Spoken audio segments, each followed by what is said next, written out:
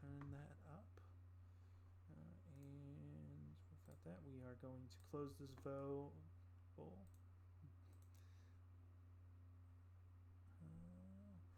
Where's the results? How do I find results? All right, so it looks like the popular suggestion is either one of you is going to die or all of you are going to die. I mean, none of you are going to die, so that's exciting information to know. Let us get started. And this cat wants to jump all over me. Hello, everybody. Welcome to the table. Nice to meet you all for the first time. Thank you for finally sticking with me through these many weeks, patiently waiting, rebellious, for a session after all those moons ago. Yeah, so many. With the yeah. So I just want to begin with a brief introduction of ourselves, myself, and our characters before we get into the adventure proper. So I'm going to start off, and I just want to go down the lane if that's all right, since I know and maybe somebody misheard. And I just kind of want to hear a little bit about yourself and hear a little bit about your character, backstory, and all. So I'll start off. Hello, everybody. I am William. I'm a 23-year-old college student. I also Twitch for fun, and I run D&D for fun time too. I've been running for about 13 years, give or take, like 10 to 13 years, something around that. And I started with 4th edition Dungeons and Dragons in 2018, or 2008. So I'm kind of a cursed lot to actually enjoy that game. I worked at a game store for a short amount of time, a local game store in my first few years of college as their role-playing specialist. And I'm just looking forward to play with you guys. It's really nice to meet you, and it's really good to finally have a chance to play. We're going to start with Cell Forlock. And we're going to make our way down the list on my Roll20 side. So, Cel, do you want to start us off? Yes. So, I'm playing Self Warlock, a Dragonborn sorcerer. Um, he can be a little crazy at times. Because due to just having magic that goes wild and uh, out of character, I'm Sam or Sammy. Either one works. Uh, I've been playing D&D since high school for about it's coming close to 3 years now. Mm-hmm. Um, Long story behind that one, but to kind of keep it shorter, yeah, I just stopped trying to play in high school because I, you I got ya. I can't got even work with. ya. I was a high school. Uh, I was a high school D&D player, so I can definitely tell mm. that I was really cringy and really terrible. It does not work. Yes. Anyways, thank you. Is there anything else you wish to add, Sam? No, that's pretty much it. Fantastic. One last thing I want to quickly add to kind of our character descriptions and character backstories and whatnot is a question I would like you to answer.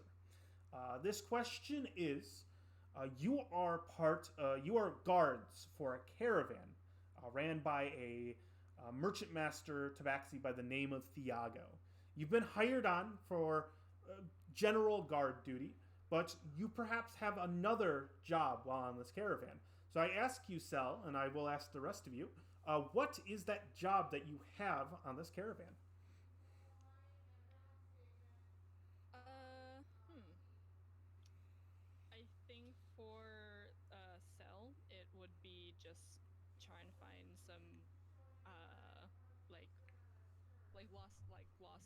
like ancient tomes, more or less, um, to bring back to kind of some of Cell's other students, so that he can teach them to not like make their magic go wild. Oh, They just definitely. like magic. Then I think it's safe to say that you kind of take the role as a bit of a specialist when it comes to the buying and procurement of rare knowledge on this caravan. So you're kind of the specialist that they brought along for this traveling trip to kind of read over things, and you sometimes purchase those items and send them home. Is that safe to say?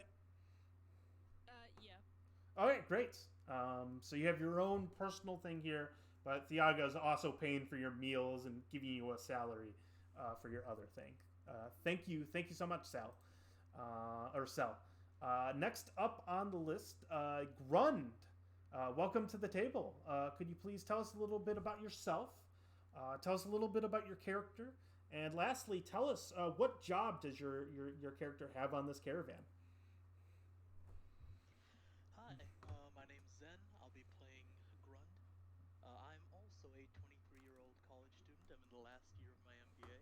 Oh, congrats! Oh, thank you. Actually, last semester, I took my finals, one of my finals yesterday. Woo! But I have been playing D&D since I think the summer of junior year of high school, maybe. Mm-hmm.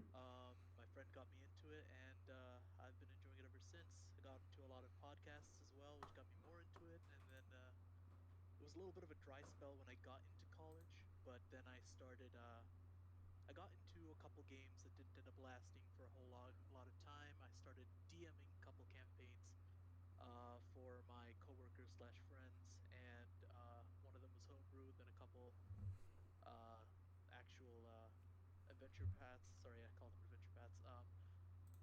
Modules. One of them being currently Curse of Strahd, Oh, very and cool. I've been DMing for the last about 2.5, 3 years, and so just recently I started getting back into playing in one shots, so that's nice. Nice. And then Grund is a Turtle Barbarian. Mm. We're level 1, so he doesn't have a path yet, but when he will, it will be a path of the path of the wild magic barbarian. When he was young, he lived in a colony of druids of a colony of druids, all turtles that kind of like did a lot of sailing on the sea. It was kind of like a what's the word? Almost nomadic, but on the sea. Oh, yeah, definitely. What is that called? And one time, the adults were doing a very important ritual, and he got curious, and he kind of ended up messing up with some of the components, and there was a big blast. Uh, a lot of the people got injured. He got exposed to the plane of magic. He was very smart. He is no longer very smart. It kind of broke him, but he did get super strong.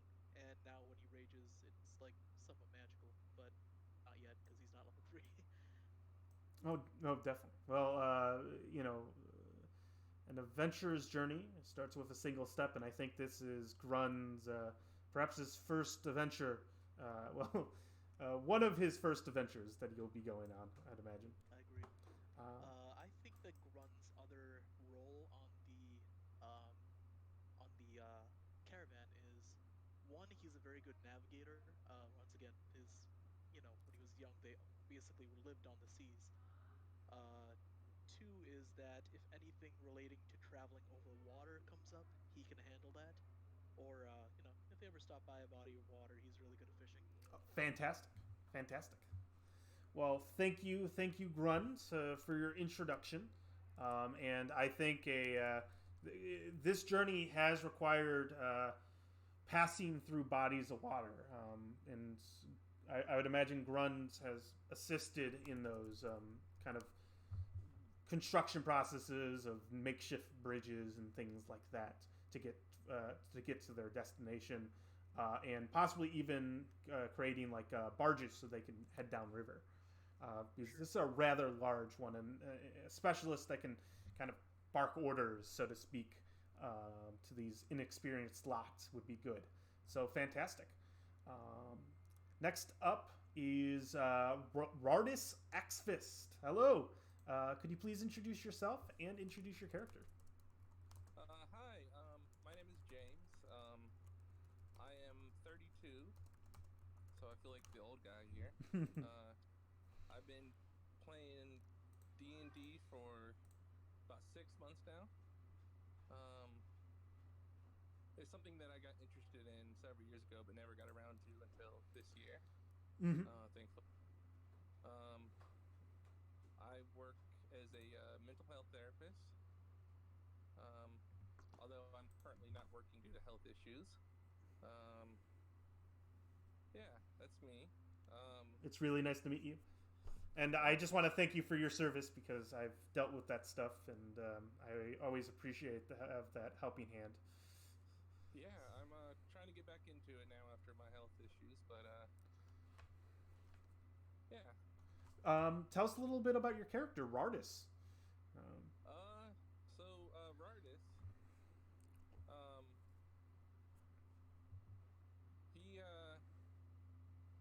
he is a human barbarian. Uh, he was found as a baby and raised by halflings. Mm-hmm. Oh man. He's not very smart, so they had to tell him that he was adopted. And he's just a massive dude. I figure that he's out to, he likes to fight. Yeah. He's just always loves a good fight. Mm. I figure his role besides guarding would be just, being a strong man, lifting stuff that needs to be lifted, moving things around. Yeah, like on-call porter. Or like anything that requires a big guy or strength. That's just what he do. That's fantastic. Yeah, and you're probably the largest of everybody here, possibly even more than Cell, and so that will definitely come in handy. If I could just say, your backstory is giving me real elf vibes, like born amongst. That might have. It's like reverse or not elf, not reverse elf. Yeah, that's probably what inspired it. I love it. It's what popped in my head. So I love it. I love it. I really do. Thank you so much, Rardis. And last but not least, Iris Sapphire. Please, thank you for coming to the table. Please tell us a little bit about yourself and your character, and tell us what job you have on this trail.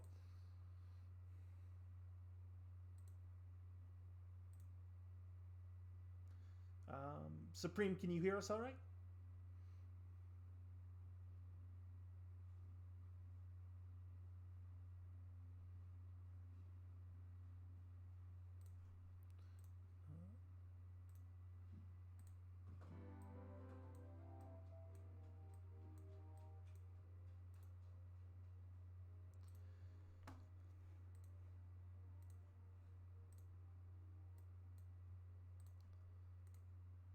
Oh, he disconnected. We'll give him a moment to reconnect.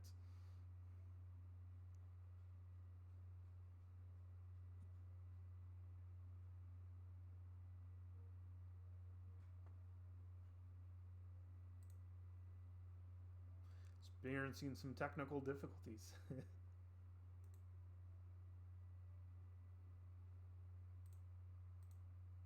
Great start, ain't this? It's online D&D. It always.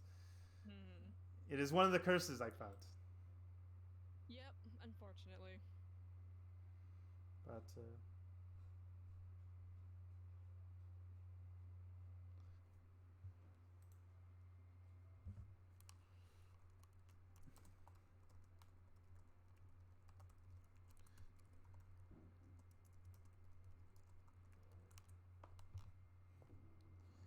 Supreme, can you hear us?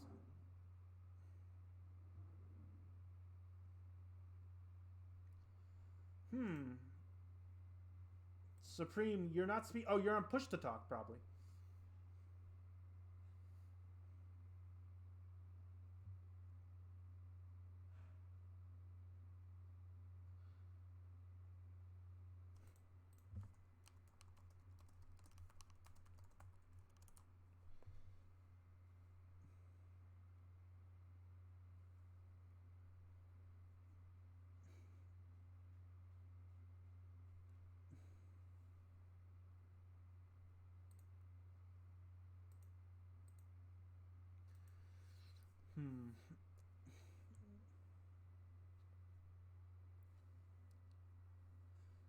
I'll give it a moment so that Supreme can work out this quirk, and I'll give it a couple minutes actually, so that Supreme can try different methods, and then we'll start.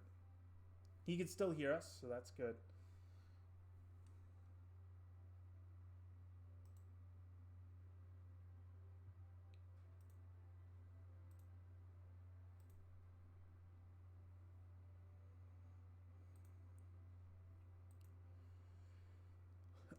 You said you could hear us, Supreme, right?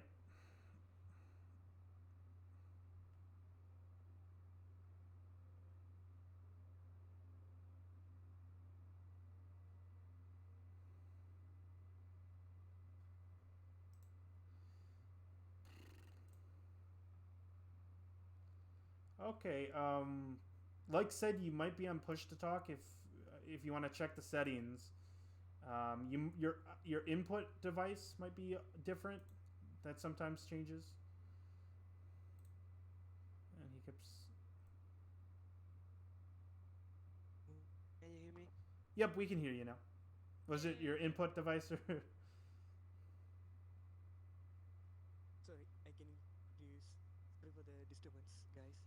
No problem. Do you want to introduce yourself and your character and tell us what job you have on the caravan? I'm sort of mechanic in that because every caravan need maintenance and stuff because it's travel a lot of places and stuff. Hire me as a mechanic because I am the cheapest one. Oh, okay. And tell us a little bit about yourself and your character. My name is Iris Sapphire, my character name. Character was a teacher, and no wonder why I got his name because my eyes look like a sapphire, stuff like my parents' name. I thought, why they did their name? Then I just realized, I chose. Ah,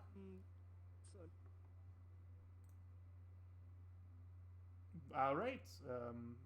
Very cool. Thank you, Supreme, for that. And you are a mechanic for the group, helping fix. There aren't any as much complication as broken right wheels and whatnot on these caravans. But you make use of helping with the various other items such as compasses and whatnot.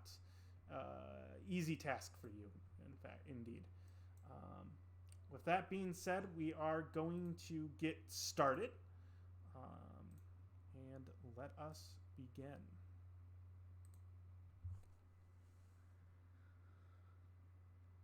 Looks like a storm is brewing, an old gray-whiskered tabaxi says, calling out to no one in particular, but is something that you can overhear as the caravan, with its spokes and wheels, press down a dirt road. To your sides, there are large trees made of oak.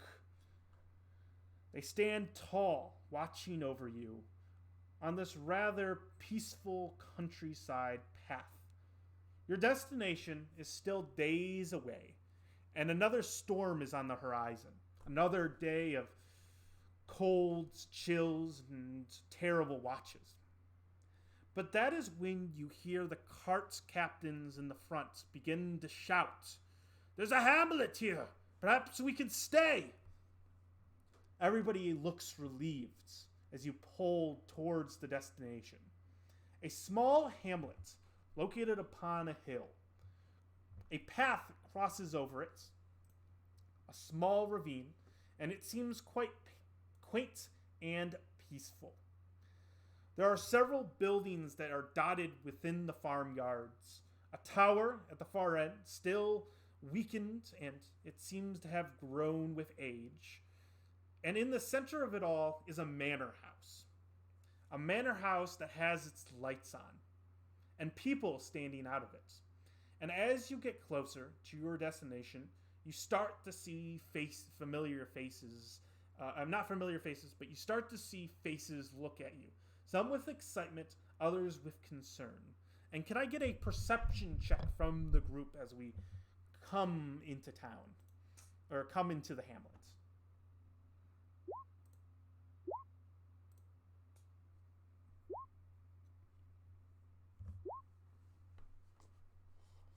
Yeah, of course.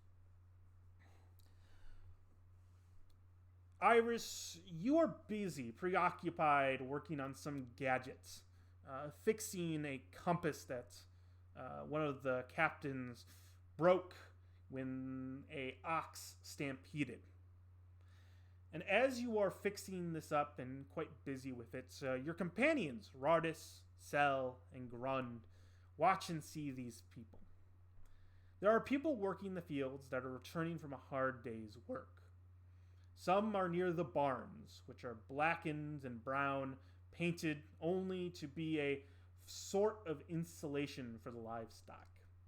And you see that an older gentleman is beginning to wander out with two men that are armed with spears towards the group.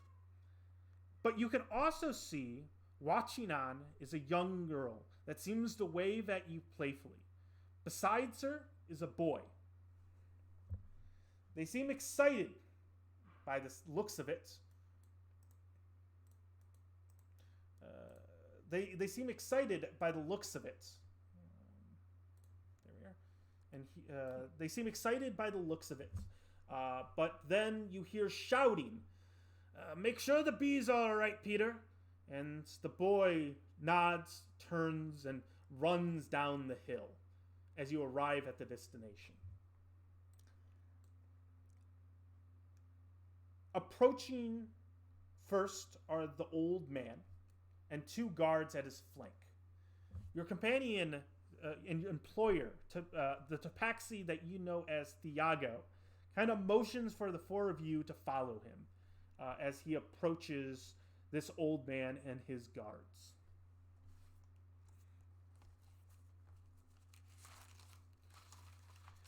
As he does so... Oh, yes, did somebody want to say something? Oh no, I was just gonna say that Sal is following. All right. Is anybody else following? Yes. Rardis. Yeah. Great. And Grund will follow as I'm well. just busy with my compass and stuff, so he can't follow it. Just smashing the compass like, damn it! Why is the moment is so stuck? I'm just fisting like that.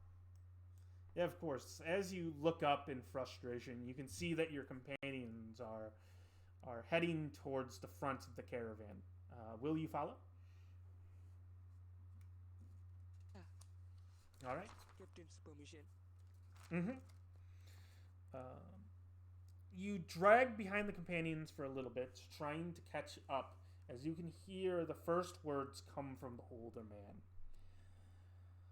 Welcome to the Abbey of Thornwood, travelers. He looks up to the sky and says, the storm is brewing. It certainly is. Have you come here for shelter? The tabaxi smiles and nods, motioning to his you all to do the same.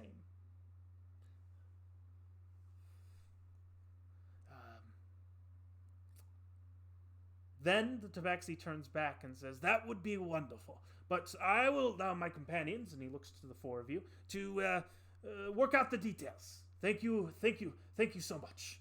Another day in this cold waters, and let's just say tabaxis aren't the biggest fan.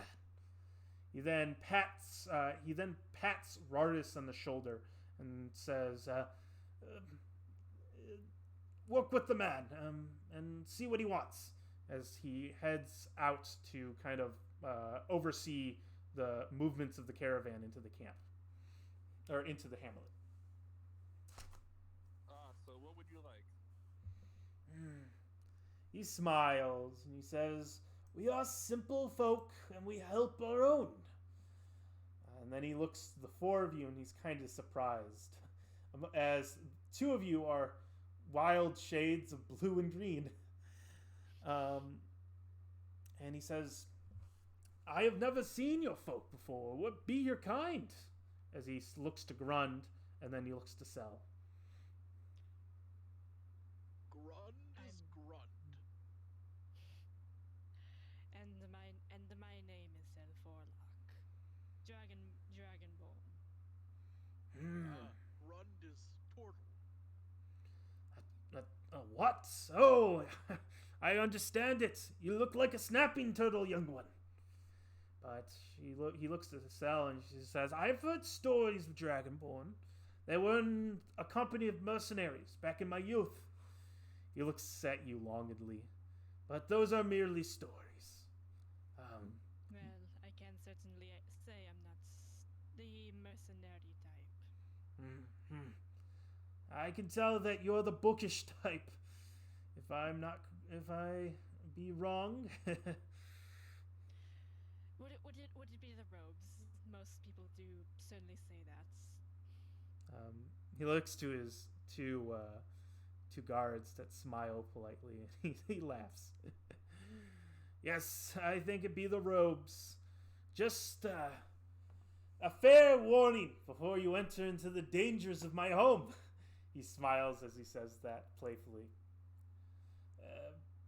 The boy, well, my my granddaughter and my niece, they are, my grandniece, they are, as they say, quite interested in folk like you. So do not mind the staring. Well, I certainly don't have any problems with it. Not sure about this one, though. We're referring to Grund. It's alright. Grund stares too. And you notice, like, Grund's eyes just don't blink. He smiles and he says, oh, did somebody wish to say something? I'm used to staring myself as a large man. Yes. With that success, Rardis, you kind of look over, and you can see that there's a nice woman. Seems younger, on the younger side, maybe about in her early to mid 20s, and she's smiling at you as the guards kind of turn their attention and start walking towards the hamlet. And the man, he says, please, follow me. You must be starving from the hard road. Please, come inside, come inside. We have a warm stew brewing, and the farmers are just coming in. They'll be glad to have company, glad to have it.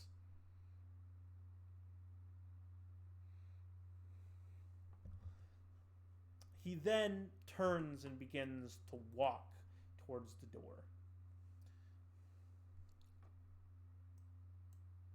So I follow.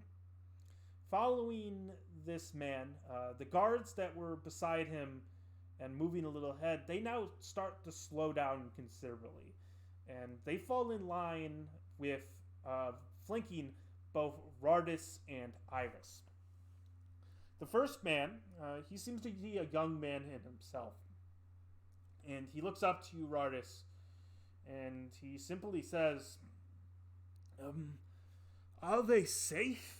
As he eyes the two reptilians.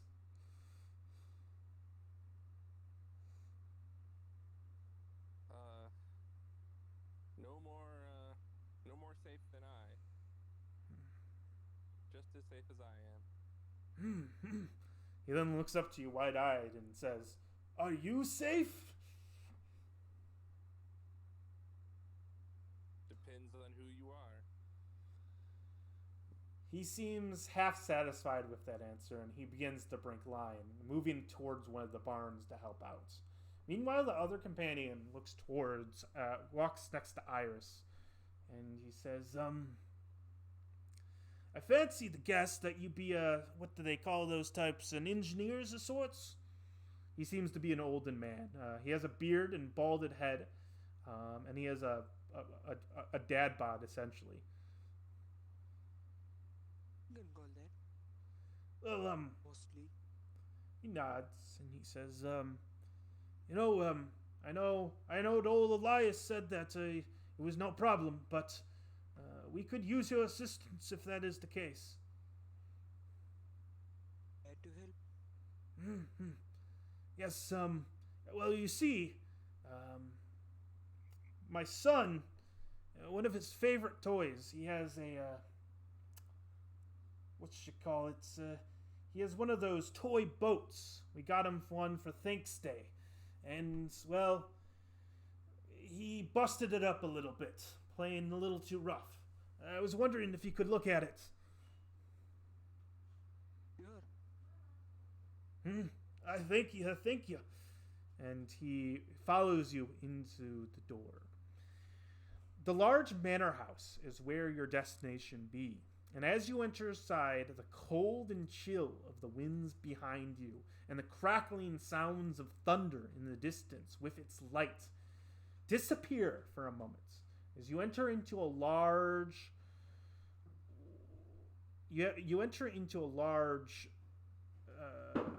chamber. This seems to be a lodge of sorts. At the far end of it, there is a fire brewing, and there is somebody taking care of it. The farmers have come in, and they have taken off their coats and put away their boots, and they just seem to be chatting about. As you enter, they go quiet for a moment, but when they see you are with one of their fellow farmers, they turn back to their business. And as you enter inside and begin to kind of take the atmosphere and the warmth, from behind you, Grund, what are you wearing? Just so that I know. I'm wearing just a studded leather armor. Studded leather armor? Fantastic. Fancy. Yeah, of course. Sorry, were you asking Grund? Yes, Grund. Grund is not wearing any armor, but he basically has this like huge shell that's covering all of him. Yeah. And he has like a large backpack attached to his back, as well as a very large great axe and a couple other smaller weapons that are kind of like strapped in. Fantastic. You can overhear a little girl just go, "Whoa," in like amazement as she stares at you. Grund turns around to her and stares back, and he says, "Hello." She jumps back a little startled, and she smiles widely, and she says, "Hello. I was and then she stares at Cell for a moment and just doesn't stop staring.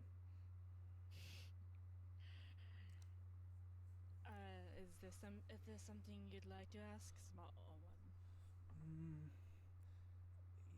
Yes, she says. Well, you look like a wizard from one of my books. I want to be a wizard myself one day. Well, then perhaps if I stayed here, need be staying here long enough, I can teach you the simple spell. She just goes giddy as she grabs at her mouth, so excited, and she's trying to mouth out the words "thank you" when you see another man kind of approach and says, "Maja, don't be disturbing these fine folk with your starings and all that. I taught you better."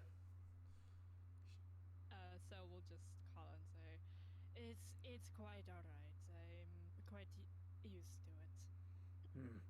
Maja, go get your cousins, Peter. And Maja nods, and she says, I'm so sorry," and she runs out the room. Does anybody stop her? As Grunt doesn't stop her, but as she's leaving, he'll call out, "Be careful with magic, young one." You know that she's heard it, but she does not respond. As the man kind of approaches, he seems thin as a rail and pale and gaunt.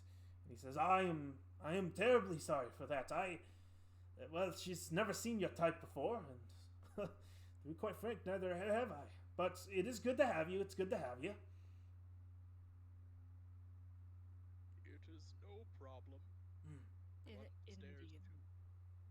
And Grunt just stares at him. If Yeah, I don't know how tall this man is, but well, SL is like 6'7", so however tall. 6'3". it's a you're taller than everybody in this room. I just want to warn you. Like the three of you, like Rardis, Cell. It's like a tall man. It's like a short people's convention, but you're the only three tall people. Grunt's also about as wide as two people. So it's terrible. Yeah, you had to kind of go in, entering into this building. There were pretty large doors, but even you had to kind of slide in. Yeah, Grunt kind of Rardis. eyes. Yeah, Rardis and Grund definitely wouldn't try to walk in next to each other. Anyways, yeah, and he smiles and he says, "She's a good girl. You know, one day I think she's gonna be an adventurer type. To be perfectly honest, I've been begging her not to, but he sighs. He's much like his mother she's much like her mother when it comes to that stuff." Grunt will nod and he'll say, "The young must always leave their nest." That is true, and you can't necessarily stop them once they grow up. The best thing one can do is try and make sure that they can fly before they jump. Wise words, wise words. Well, since my daughter, Marja, has taken an interest in you fine folks, I was curious if you'd like to sit with us at the table. I'd be happy to. If it's not too much of a disturbance, of course. No. If my daughter speaks too much, she will be grounded for a week. Grund shall accept. Fantastic. He says, "We'll be starting meals in just a moment, but I will wave you over." And with that, you hear a bell ring. It's an old claspy brass bell, and you see the farmers begin to move into the dining room, along with the merchant folk. As you follow suit, you enter into a large mess hall. This seems to be half the manor by its looks, stretching across the entire length of this building. There you can see two mighty tables and a fire pit in the center of it, a dirt floor, and it seems to be a long table with two benches, one on each side. Sitting at the head of the table, you can see the old man, Elias, the patriarch of this place, and you can also see the man kind of wave you on over as you follow. At one far corner, you can also see that there is the group of merchants that have kind of formed a clique.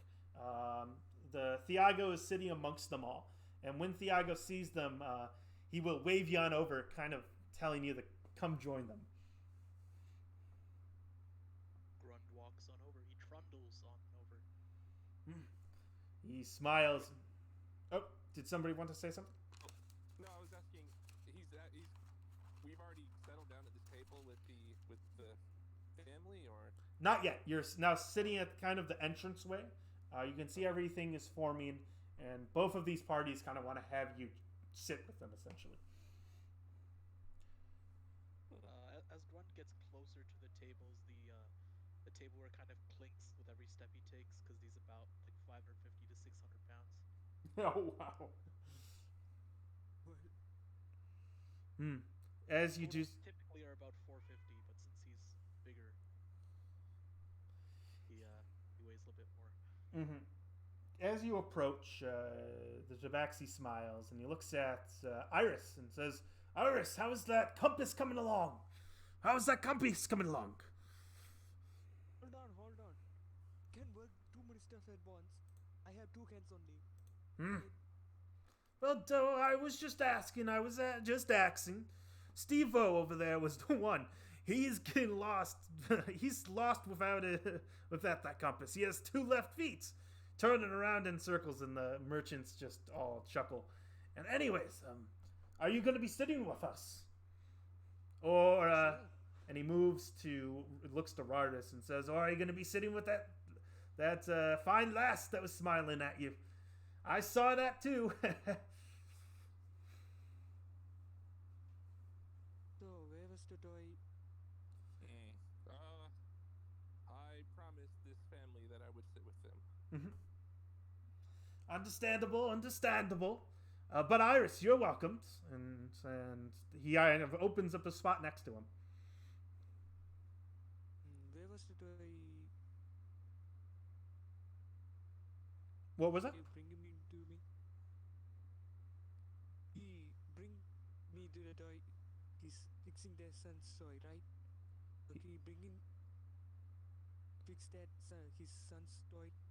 Oh, this isn't the son. This is the caravan master that's staring at you, smiling at you. So He's just opened up a spot. If you'd like to sit with him. sure. Okay.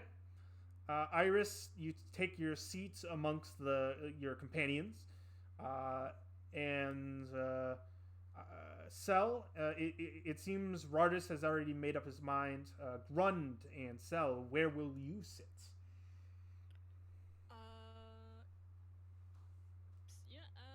Sal will sit with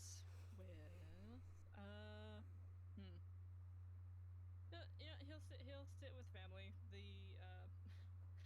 The girl took quite an interest in the magic, so Yeah, of course. he made a promise, and he'll live up to it when he can. You got it. And what about you, Grund? So Grund will also go and sit with the family. He appreciates hospitality, and also he does like children. Fan- So he's gonna go over and sit over there. Fantastic. So you start chatting. The Tabaxi Thiago is just chatting with you about various things, and there Iris, talking about your trade, showing appreciation, bragging that he got you for the best price. And the others, it's more quiet over there. People do not know how to strike conversation with the 3 tallest people in the room, by the sounds of it. But it seems like everything's calming down. And Elias, the master, he stands up and he says, "Take each other's hands and lower your head as we give a prayer. And if you follow this, and if you don't, you see besides you, you see that the farmers and the merchants alike are grabbing each other's hands. However, just as the word is about to begin, you hear a crackling thunder and a terrible scream burst through the door. The prayer is stopped, and standing at the foot of the door, covered in mud, blood on her hands, you can see Maja. She screams. Oh. No, sorry, please keep going. She screams, "They took him! They took Peter!" And everybody looks shocked. The father stands and approaches Maja, trying to make some sense of this. Elias follows suit.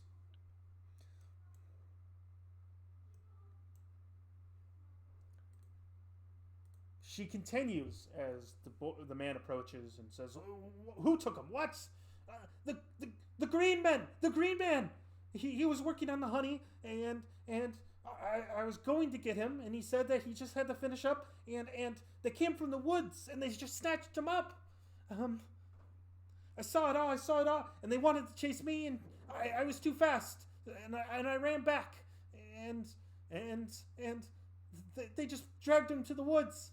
And she starts crying. Cell will go over and uh, and say, I can see how stressful this is, but you would need to slow down. Otherwise, it is quite hard to understand what you are referring to. Mm-hmm. Who is who or what is this green man? Yeah, go ahead and make me a perception check. I mean, persuasion check, my apologies. Not perception check. Okay. I don't know. To try to calm her down. 12? She feels comfortable around you, as you are something stronger than what she could possibly be. And she says, the green men, they were green and they were short, like a child. But they were strong and they had blades. And there was a big one, a real big one. And he's the one that grabbed Peter. He then barked orders and the other ones chased after me. And I don't remember anything else. I'm so scared. Did you see where they headed off before you ran away? Into the woods. Just they hopped the old stone bridge. I mean, they hopped the old stone wall, and they dragged him right into the woods. At this point, Grund will have already gone. Actually, Grund, when he saw her like walk up with the blood, when everyone else started getting up, he would have got up as well, and Thank he's you, going Rardis. to sort of kneel down a little as much as he can. I don't think he can kneel down like all that much without falling over, but he's gonna go. How many of them were there? Mm-hmm. She looks, and she says, I don't know, but I didn't see them all. I know that there were two chasing me, and they slipped on the mud. But they took Peter, she repeats. You need to help him. She pleads to you, grabbing at your flesh. Grund will he'll very, very carefully try and pat her on her head, and he'll say, especially like avoiding his claws, and he'll say, "Don't worry, young one. We will bring back your nestmate." Elias butts in to the two of you standing there, and she says, I've seen these things before. What she tells, they're goblins. And there's kind of a shocking gasp throughout the room as others say, I thought those were legends. That can't be real. And Elias calms them and says, but in the boar forest, he shakes his head. These truly are dark times.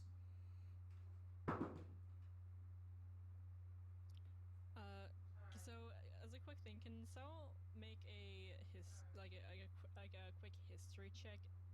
Because they said that goblins, I think, were a legend or mystery to some degree. Like, can he determine whether that's true, or if that's what they think? Because they might be further away from other society where they aren't What was that? as much of a legend.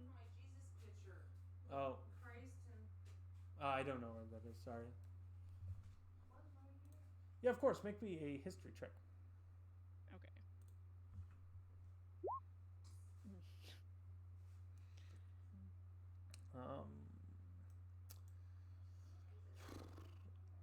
You aren't too familiar yourself. Perhaps you've never seen a goblin before as well. And what little books that you've read regarding to the topics speak to them more in the past than the present. Okay. I make a history check as well because he's a really intelligent guy. Read a lot of books. Yeah, of course. Various ways. Yeah, do you want to make a history check as well, Iris? Is that what you're suggesting? Yeah. Okay. Yeah, go ahead and make me a history check. You're a little more familiar with these, having read them before. Goblins are fickle and isolated lots. In civilized lands, they aren't all around, and when they are integrated into the societies. However, in foreign and frontiers, goblins still hold on to their savage roots and prove dangerous. They come in a variety of skins, and green is one of their skin colors. Okay. Sounds like there are a lot of changes in Ada. Another man runs over and says, "But they took my boy! They took Peter! Don't worry. What do we do?" And he looks to Elias, and Elias shakes his head and says, we have to go after him. But who amongst us is willing to fight? Rardis will not rest until he's returned. I can assist as well. Although I would like to warn that it may not be best to bring all of you, unless you are proficient with some kind of fighting. You look amongst them. Oh. It is quite stormy and dangerous out there as well. Mm-hmm. And yes, Iris? Can come too, because you made a promise. I'm not a promise beggar. Yeah, of course. I come with you guys. By this point, I'd imagine Rardis and Iris stand up and speak. They look at around each other, and several people pat your back, Rardis. The merchants look quite pleased at you, Iris, as you join the party. And Elias kind of looks towards you and says, "Thank you. Thank you so much. None of us, except for me, have served, and we are just simple farmers. But you seem proficient in combat, skilled in arcane and rights with the realm. If you could do this task for us, I will be forever grateful." Don't worry. Got this. Maybe. And he then walks on over to the fireplace, going into the next room as he motions for you to follow. There above the fireplace, mounted on, is a sword and a scabbard. The sword seems old and rusted, and he takes it out, and he then places it to the next to one of the tables, and he motions to the scabbard, and the scabbard has the symbol of a forest on it. And he approaches you all, and he says, "Please, take this." The scabbard?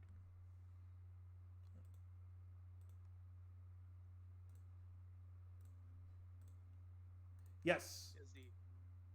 Okay. He, Does someone who has a sword want to take it? Otherwise, Grund will take it. This isn't any normal scabbard. It was given to the 32nd Legion, at least the scouts of the mission. It has some arcane properties. Sneak up on your enemies, and your blade will grow and resonate, and it will make your attacks more proficient.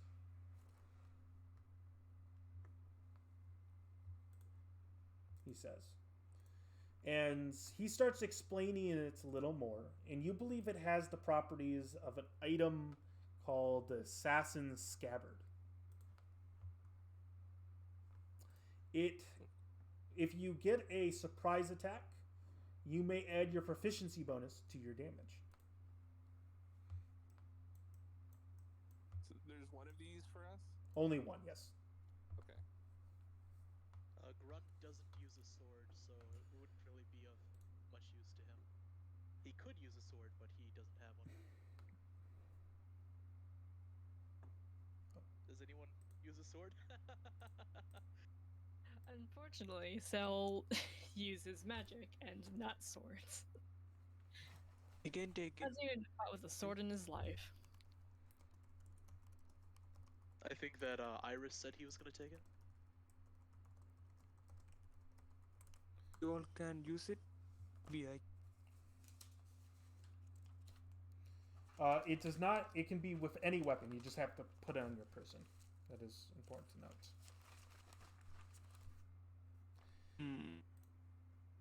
I take it. The next person to come up is your Tabaxi companion. He looks towards you proudly and he says, "Thank you for doing this. You're making our lot proud." And he gets closer to Cell.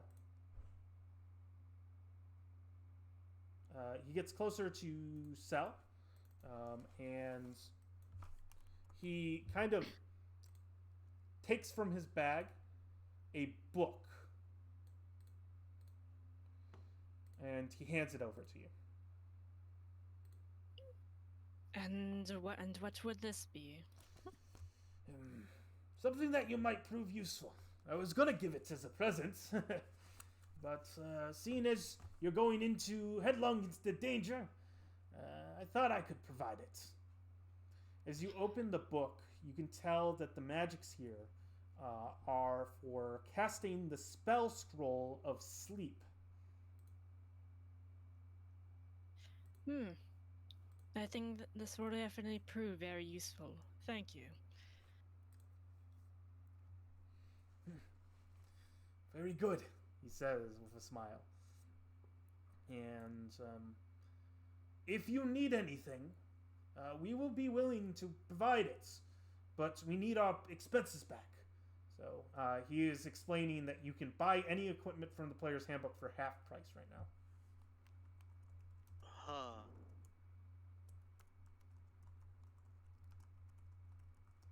Any equipment from the player's handbook for half price. Mm-hmm. Let's see.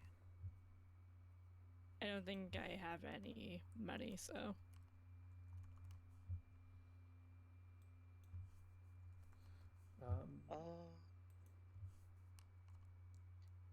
Does that include potions? It does. So potions would cost 25 gold pieces. Well, Grund can't afford that. Yeah, how much gold do we have? You have your starting gold that you've received from your background. Yeah, okay. So you could pitch in together if you want to buy a healing potion, for example. Grund has 10 gold. Cell also has 10 gold. Let's see. Rardis has 15. Alright. So we're, I have 5, since I am the lowest. You said you have 5? Okay, well, I mean, Grund can pitch in with, Rardis and we can get a potion of minor healing. Yeah, okay. Yeah, of course. Pitching in the coin, Tabaxi takes out a red potion. It's slung in a vial, and he hands it over to you. Marked upon it are the symbols of healing.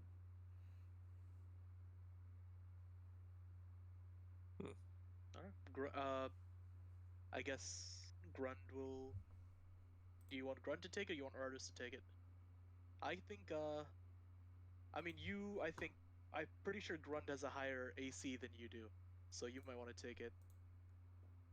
Or for Rardis to take? Wait, I should take it? I think you should take it over Grund. We're both barbarians, but, Grund has a shell. Mm-hmm. Yeah, my AC is 16. Mine's 17. Okay, I'll hold on to it then. Fantastic. Purchasing your gear, you watch as the peasant folk kind of watch you out as you are joined by a group of men to lead you to the honeycombs down the hill. As you leave out into the open world, you can see that there is a storm brewing, and it's a lot closer. The first rain is coming now, and it's dripping hard and it's dripping fast, and the winds are picking up. However, as you are about to head on down the hill towards the honeycombs, where you hear another voice as Maja says, "Wait!" And she rushes and pushes past all of the older folk, and she gets up to Grund, and she says, "Here!" And she holds you. She shows you a rock. Grund will kind of cock his head, and he'll ask, "What is this?" It's it's my lucky stone. Grund will nod sagely, and he'll delicately pluck it from her hand with two of his claws, and he'll say, "Then Grund shall keep it safe." And he's going to put it in. He has a couple belts with a bunch of pockets kind of running over his front side of his shell, and he's going to tuck it into one on his chest. Fantastic. With that being said, just to let you know, you can now add a +1 to saving throws and +1 to ability checks. Okay. She then hugs you and she says, "Make sure Peter's safe." He's going to once again very gingerly pat her head. He's like, "Grund will make sure of it and bring him back." And with that, she kind of backs up deeper into the manor as you and your companions are led towards the honeycombs. The hives are in great disrepair. The bees are scattered. You find yourself within what seems to be a crime scene of sorts. Mud prints lead towards the hill, and back into the woods. And there is an old stone wall that seems partially toppled, protecting a barrier between this and the forest.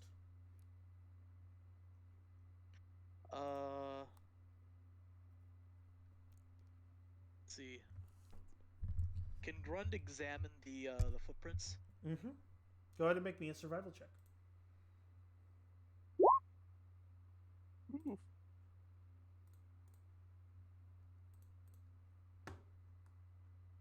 With a nat 20, you can tell how many have come here. There were 5 of them, and a 6th one, a large brute. Their mud prints show that they dragged the boy for a little while before plucking him up and moving deeper into the wood. You believe you are confident that you could follow him. There are 5 of the green men and 1 big one. They took the boy into the woods. I can follow the footprints and guide us through. Well then, we shouldn't waste any time then. Lead on. The men. If everyone else. Mm-hmm. Sorry, I was just gonna say if everyone else is fine with that, then Grund will approach the woods following the footprints. Yep. Wait, turtle man. Yes, Iris? The way, turtle man. Grund's gonna stop and turn to look at you. Oh, did you say lead the way or did you say wait? Sorry. Lead the way. Oh, okay. Okay, then he's gonna keep going. And with that, you push in. You can hear the commoners call out in warning, "Watch for the boars! They're quite dangerous!" As you head. Grund hates boredom.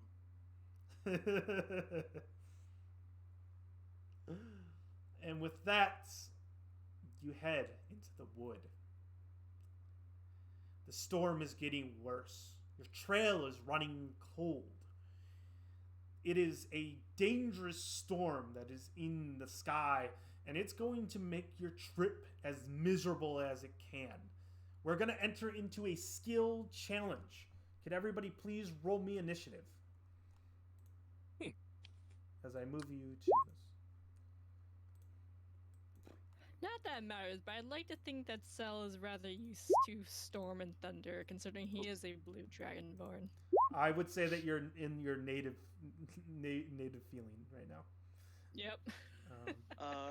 Grund is also fairly used to storms out at sea, which are worse than storms on land. So and also because he's a turtle, like he lives on the water, he likes getting wet. Mm-hmm. So he's not too bothered. Yeah, of course. There are the sayings that go, it is better to be indoors during a storm than outdoors. So there will be some risk with this. So here's how a skill challenge works if no one has played this. You are trying to get a number of successes before you get a number of failures. In this case, you are trying to do a goal. This goal is to navigate through the wood as a storm rages on. Survive the storm and make it to your destination, or get lost or harmed in the process. You can use any skill that you can convince me will be appropriate for the challenges that I send at you. A nat 20 is considered 2 successes. A nat 1 is considered 2 failures. And you can only use one skill once. Once you use it, and the group no longer can use it. So if you use for athletics to solve it, for example, you cannot use it again. We go until you run out of skills. You either fail, you succeed, or you succeed. With that, let us go. We are going to be starting with Rardis Axvis. Rardis, you are following your companion Grund through the harsh storm. As you see the you see the oak trees shake and tremble, and then you hear a nasty snap. One is coming right towards you. What do you do? Oh.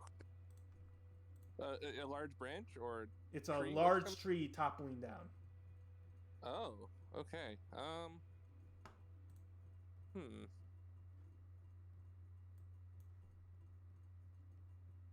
So,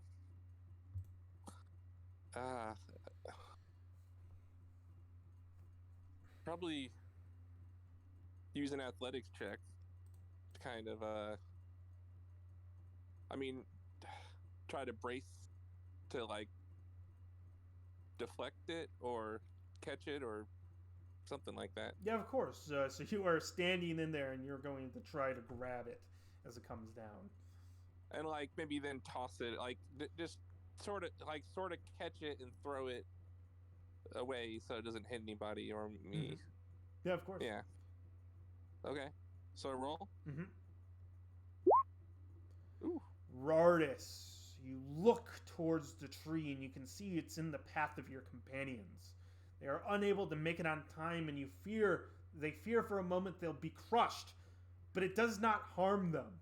Turning over, they see the mighty Rardis Axvis just holding on to this mighty oak, and then you toss it into the wood as it goes flying.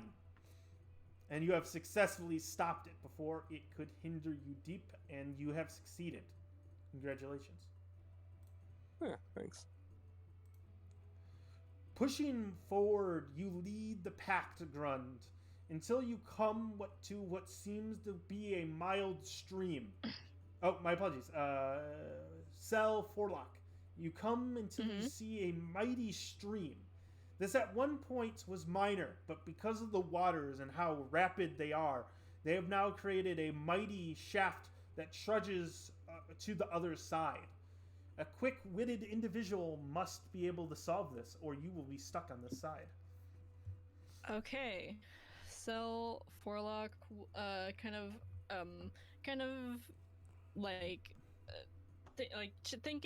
thinking of the kind of spells that he has, and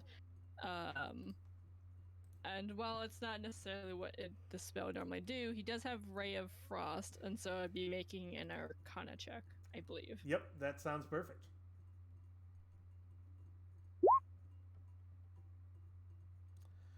Honing in your magics, you think and then it becomes. As you begin to at first freeze the air around you with a frigid frost, until at least you use your powers of cantrip to blast at this river, and you create for the briefest of moments, a dam that can be passed, allowing your companions to slip on by. The ice won't hold for long. We should get going.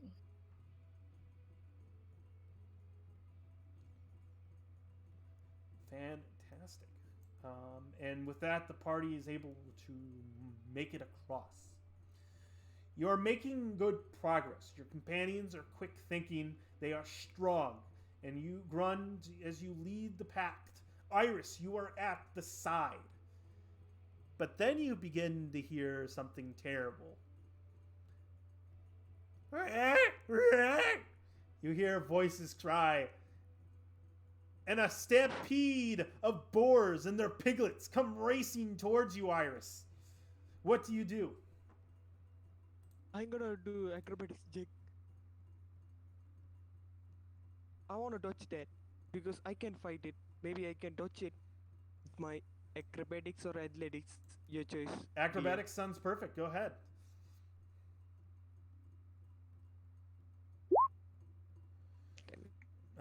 Iris, you jump across, but as you do so, you get gorged by one of the sides. Slapped to the ground. It doesn't harm you, but it grabs onto your studded leather. And you begin to get pulled through the mud as the pigs come rushing by. That is sadly a failure, Iris, and we are still on this scene. So, Grund, you look over and you're in the mix of this stampede, and you can see Iris is getting pulled away by this massive boar.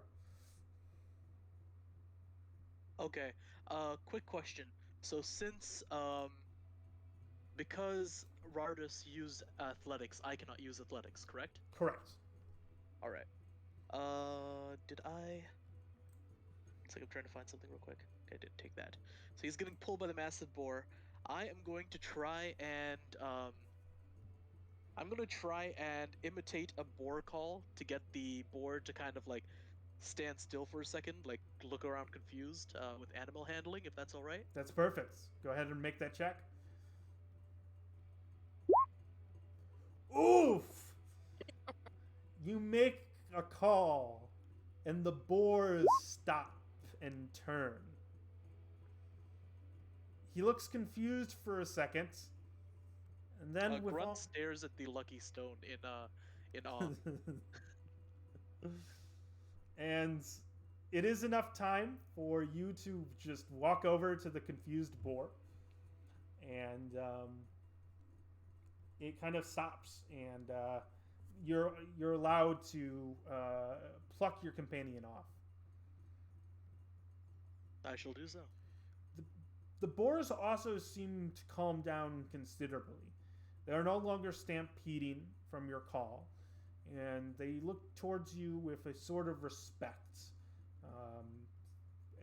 and they do not try to cause you any more harm as you're able to press forward. However, as you begin to leave the boars, a tiny boar piglet is following you.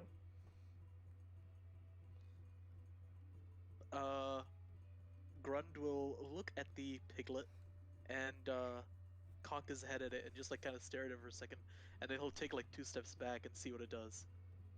It cocks its head back, and then it takes 2 steps forward. Grund nods at the piglet and then continues walking forward with the tracks. And it follows. It's maybe the size of a kitten right now. It's a very small piglet, and it has a it has a small spot on its face.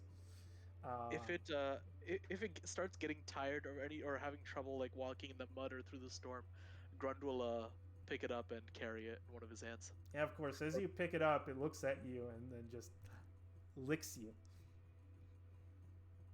Grund will he'll chuckle, and he'll say, "Do you want to come with me, little one?" Grund will say, "Do you have a name?"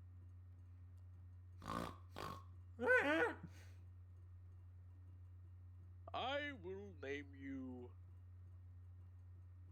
Brund." It says.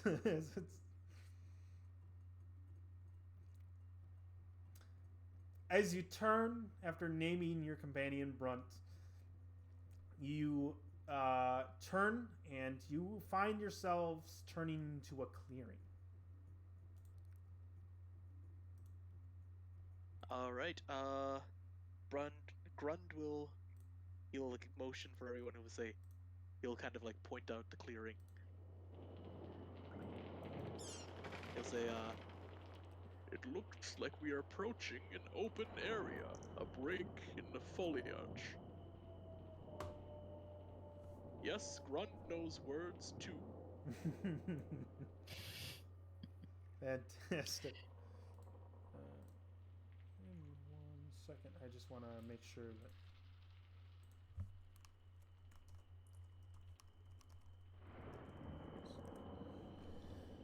With that being said, as you say those words, you get a better look at this clearing, and through the lures of the lightning and the growing darkness, you can see that there is a mound, a rocky hillside. And carved into the hillside, there is what seems to be a mausoleum dug right into the stone. And two, you can see that the boy Peter, because of your speed, is being dragged within. You can hear his faint cryings from up the hill. They disappear into the darkness of this structure, however.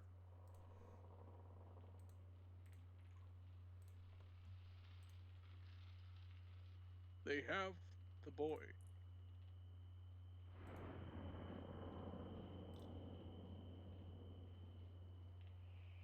Well, let's hurry after him now.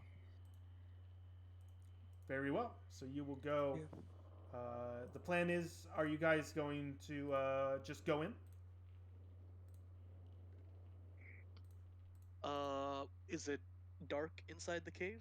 Does it look like dark? It does look dark, and I get a point of inspiration, everybody. I'm sorry. We will do that again in a little bit. So I have a point of inspiration. It is quite dark, and it's not really a cave. It's more like a mausoleum.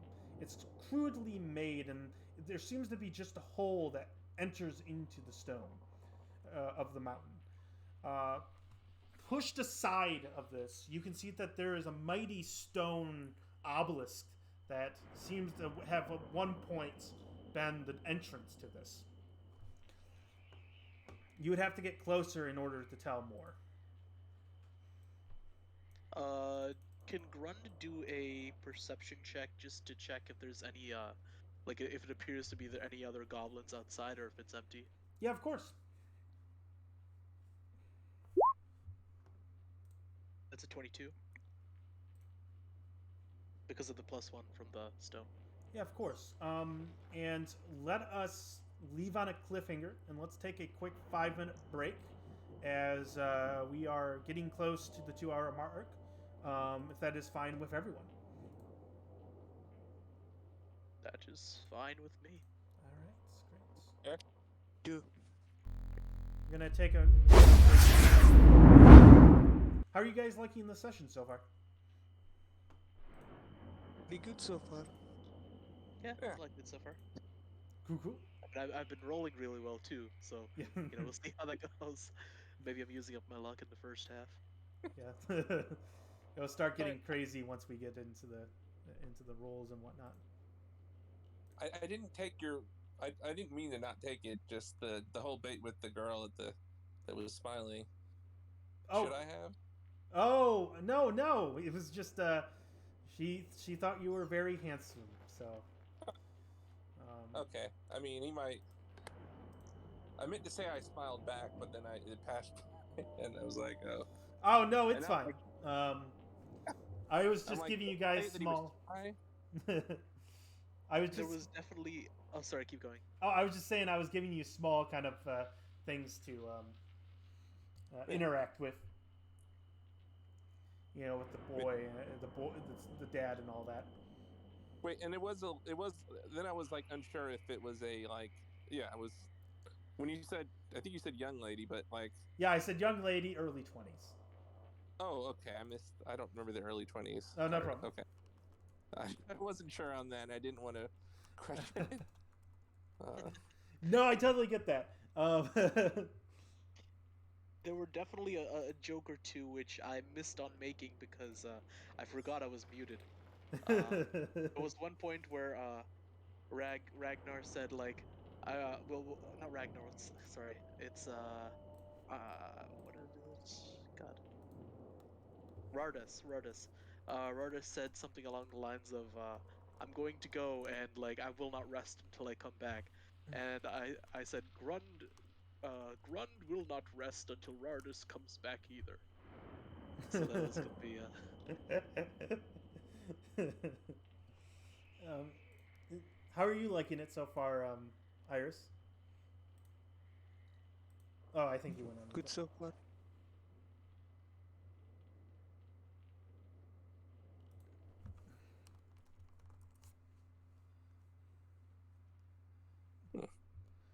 So we're gonna get back together in a few minutes once Sal gets back. I'm actually gonna use the restroom as well, and just grab some I water. probably will too. Oh, I need to pee. Yeah. And then we'll finish this up. Me Thanks, too. guys. Sure thing.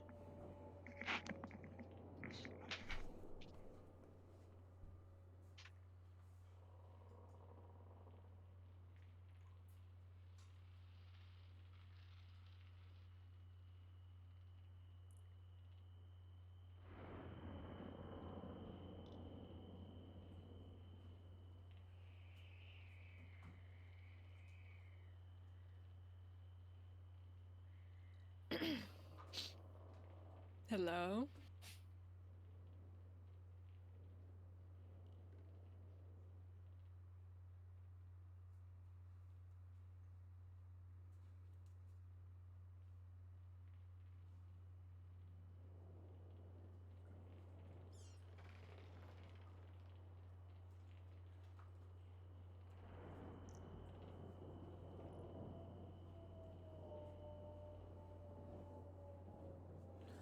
All right.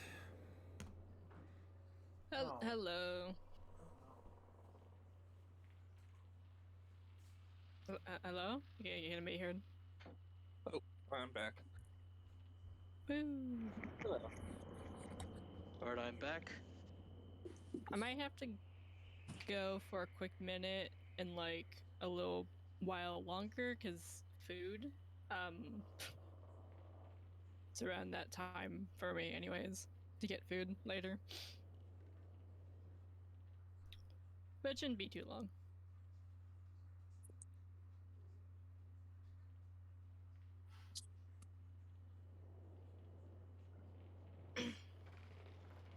I know that Will said he was also gonna use the restrooms. I don't know if he's there right now. Right. I thought I heard him come back. Guess not.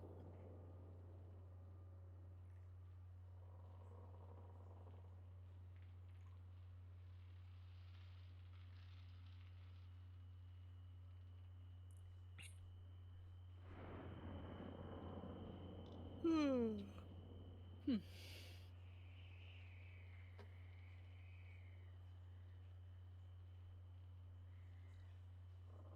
Sadly, my internet is kind of buggy. I think stream isn't working well. Hmm. So are you watching the stream? No, yes. like I just have it up, but have it muted. Yeah, So same. there's no like double. So there's no like double audio. It just keeps like spinning and pausing. Hmm.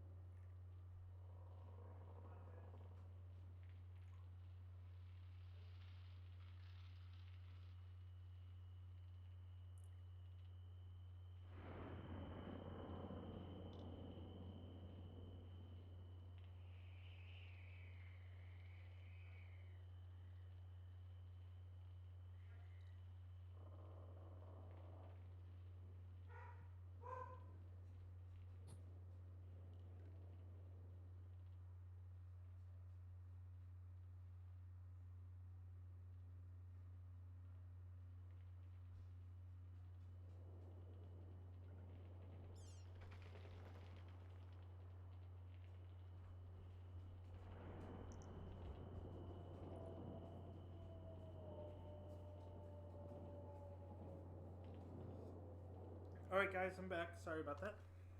Yeah, no problem. Okay, cool. Yeah. So before we get back into, I'm just gonna bring up that I might have to go in just in like a little bit to quickly get food, but then I'll be back. Oh, I thought that. Okay. That was my bad. Yeah, of course. Do you want to grab it now or? It's still cooking. That's why. Oh, okay. It's Oh, staying in the bit. oh, I see. I got it. Mm-hmm. Thank you so much. Yeah, just give me a note. Let me know, and I will definitely keep it in mind. And welcome back, everybody, on Twitch Ram. We're about to get started again. Woo! Woo. Yeehaw. All right, we're going to run tabletop. We are watching on in the darkness. How long do you wait and kind of look around for how long? I'd say probably about a minute, 30 seconds to a minute. He doesn't want to wait too long because, the boy's been taken into the crypt. Looking around and just scoping out the area, you do not hear, at least in the local vicinity, you do not hear the sounds of goblins out and about. All right. If everything isn't soaked by now because of the rain, Cell would like to light a torch. Yeah, of course. Sad to say, it will be a little difficult until you get into the kind of the protection of the of this, what seems to be mausoleum, inside the stone to get to be able to light a torch, because it is still quite damp here, and the rain and the storm is making it difficult for torches to be lit. Okay. But approaching, you come upon this mausoleum. It's carved of stone right into it. To the side of it, you can see this slab of stone that once held passage has been thrusted out and tossed to the ground uselessly. Entering into it, just the stretch of the entrance to get out of the rain, you light a torch and find yourselves leading into a dark tomb below. The stone is poorly crafted and seems to have been withered by age, as the sides seem jagged and sharp. The stairs follow the same pattern, but they are dirt covered and slippery, leading down deeper into the tomb below. As you light a torch, it dances the light into the room, or into the hallway, before sharply turning right deeper into the chamber. You believe that you can hear the sounds of laughing coming from within.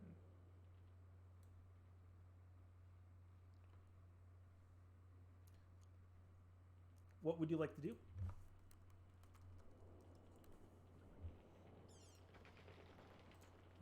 Rardis, what would you like to do?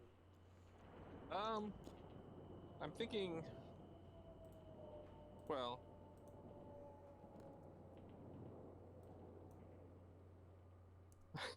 Is it gonna be hard for us to try to be stealthy since, like, we're all really big?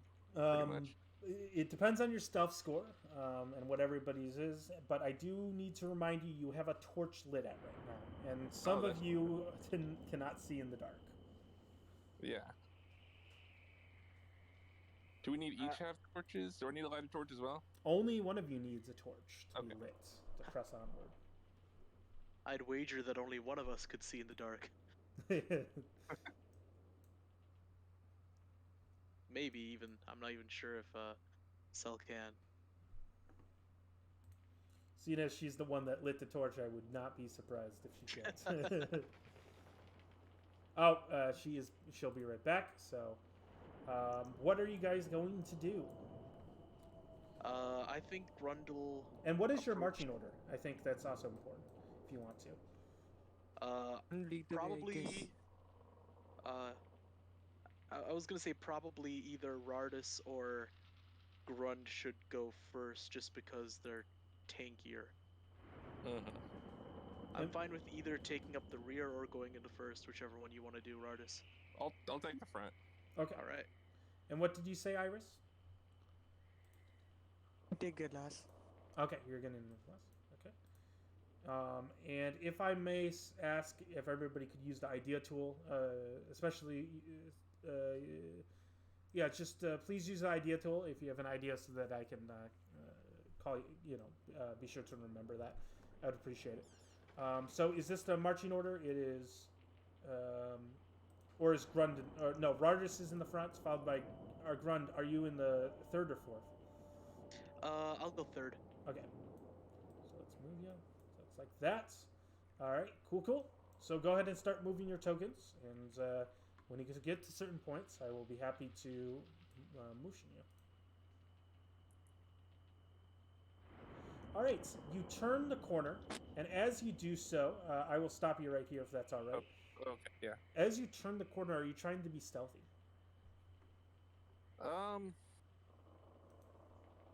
Can't hurt. So yeah, a little bit. Okay. Go ahead and make me a stealth check.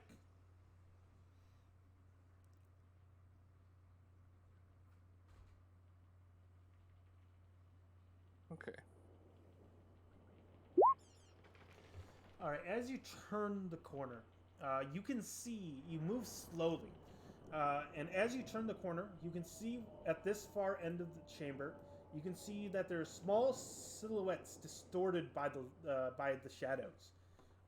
A small flame seems to shoot some illumination into the hallway here.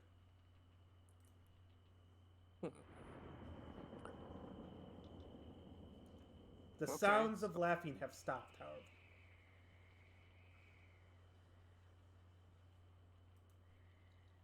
I guess I'd continue on. All right. Go ahead and move your token, and I will reveal this map.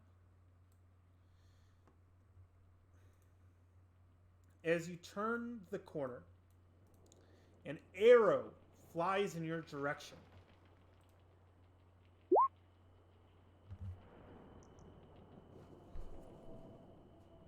I take it a nat 20 is going to hit. Yes. Yeah. All right. So as you turn the corner, as if on cue, you see this. You see this arrow fly towards you, and as it does so, it hits you. It hits you right into the. Hits you right where it hurts and is going to crit. I'm sad to say. As you are going to take 5 plus d6. Oof, this is nasty. As you take 6 points of piercing damage. Ooh. As a goblin sneers and shouts, "You're not supposed to be here!" And then we're going to roll for initiative. So if you could all roll me. Oh, boy.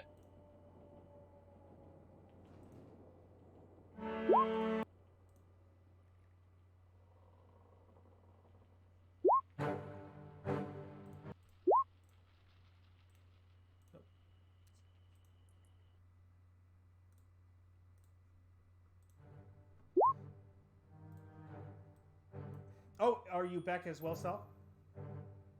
I am back. All right, welcome back. We wandered into combat, sad to say. Yep, I was here for the last, I think, 5 minutes. Oh, fantastic. Sorry for not asking you. I didn't know if you were back or not. It was good. I put it in the Discord that I was. Oh, okay. That's I sadly missed it.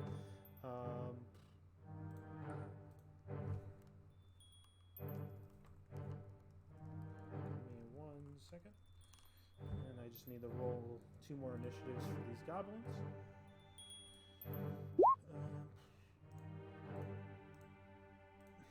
So a goblin got a 20, a 16, and an 11.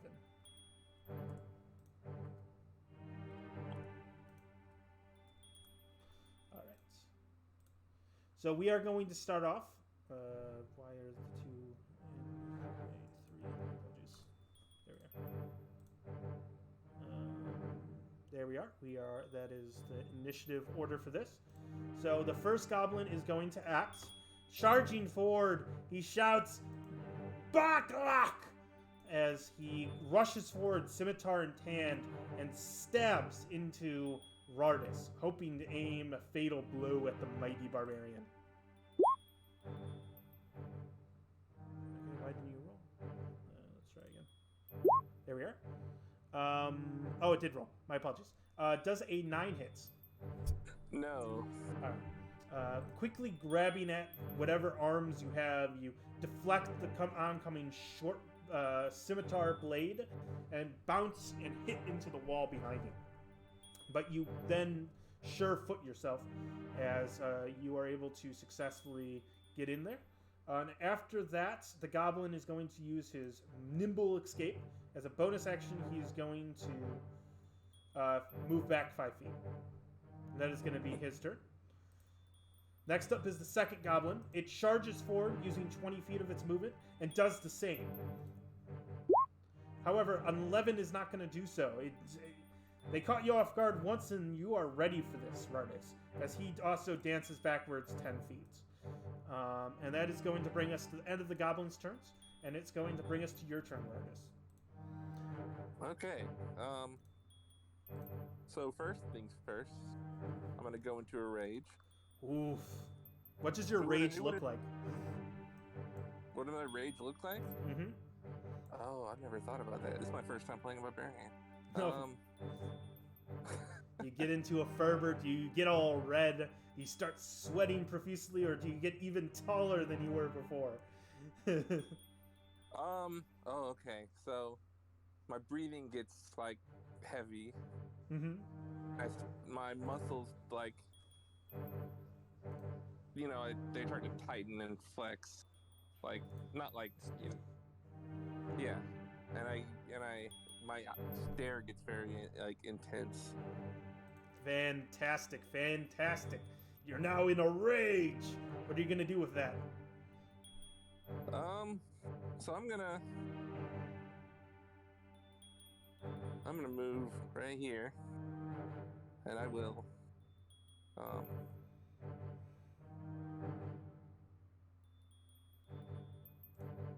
swing my axe at that goblin. Yeah, of course.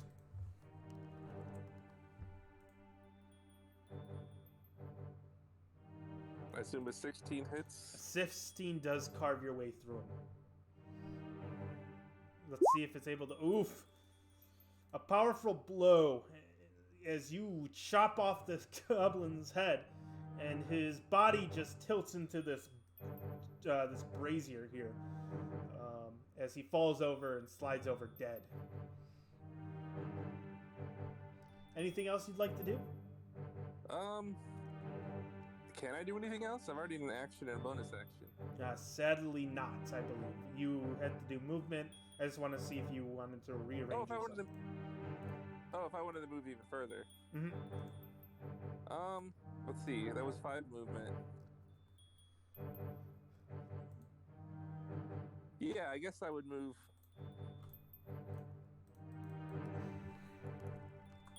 Right here, I guess. Got it. Ready for the next. Well, yeah. It's not like he can't move to attack me, so I might as well go to him. Of course. So that'll end my turn. You got it. That is going to take us to the next one in initiative order. That is your turn, Iris. I'm gonna go move forward a little.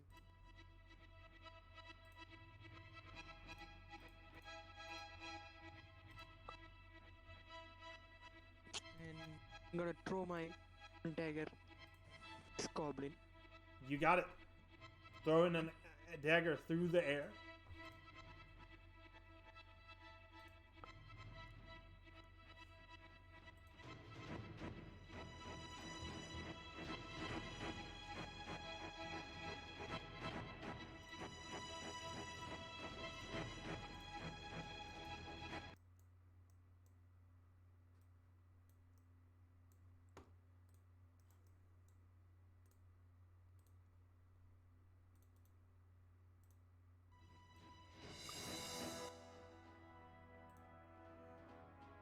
All right, Iris, what is it that you rolled? Oh, there. Oh, so are you using your gun?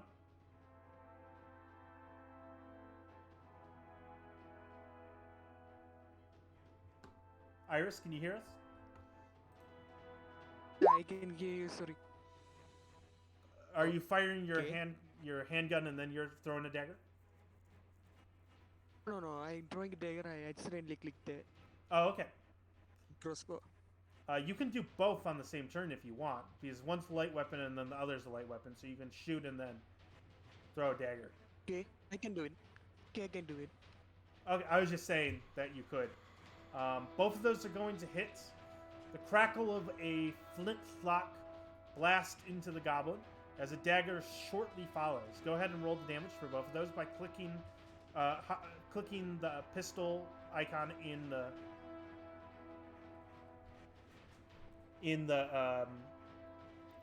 the chat. Okay.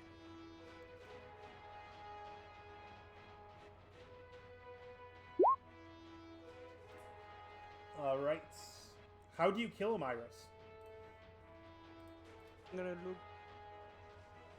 Not even looking. I just stylish shoot him. A cool move. Fantastic.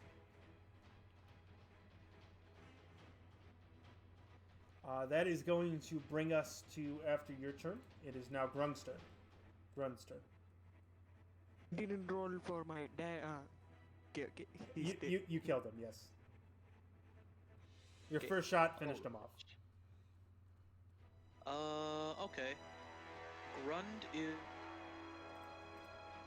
is going to. Oh, am I muted? No, I'm not. Okay, good. Grund is going to come up 5. Oh, sorry. 10. Sorry, I'm just gonna move you there so I can go back. 5, 10, 15, 25, 30. Unfortunately, he will not be able to make it to the goblin. So he is going to pull out a. He's going to pull out one of his javelins, and he is going to throw it at the goblin that's against the back wall. You got it. 11 is sadly not going to cut it. Ah, As you can see the goblin duck behind the fire. Quite worried about Alright. the situation. Grund kind of like sighs in frustration, and then he's going to just like pull out his great axe. You got it. This is now going to take us to Cell's turn. Oh, actually, sorry, he's Yeah. also going to move up a little bit. Okay. 15, 20, 25, 30. Or no, 30. Okay. Cell Forlock is going to move up this way. Mm-hmm. And then, with that, he's going to begin channeling some magic.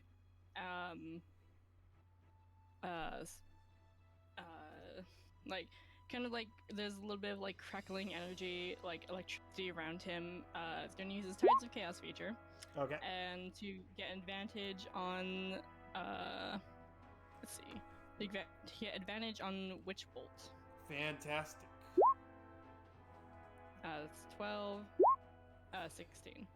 Channeling the chaos of the outside and of the situation, you pour in your energy and shock this mighty creature, this goblin, and is it that is certainly going to hit.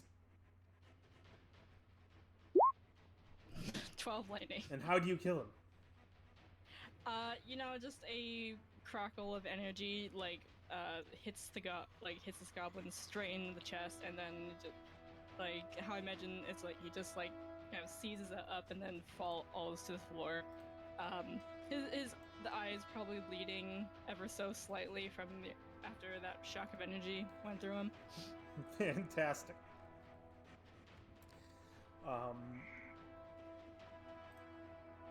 Fantastic. With that being said, all the goblins stand defeated, corpses on the ground.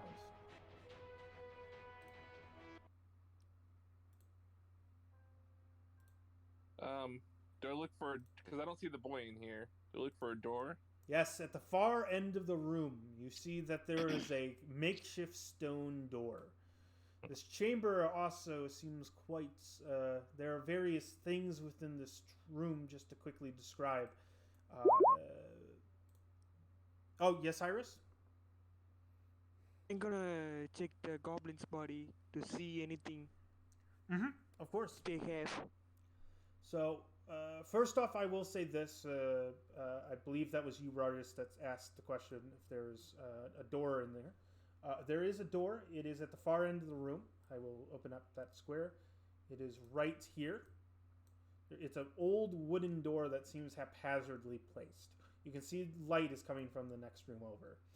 Meanwhile, Iris, you begin to search through the bodies of these goblins, and you find upon them, each of them, the two that are advanced forward only carry scimitars, while the third only carries a dagger and a short bow. They are. Go ahead and make me an investigation check as you're doing this and searching them.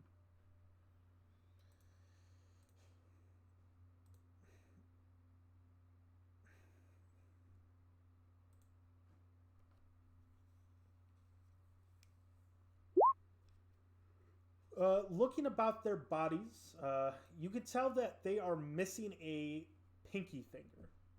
having each of them are missing this pinky finger on their right hand.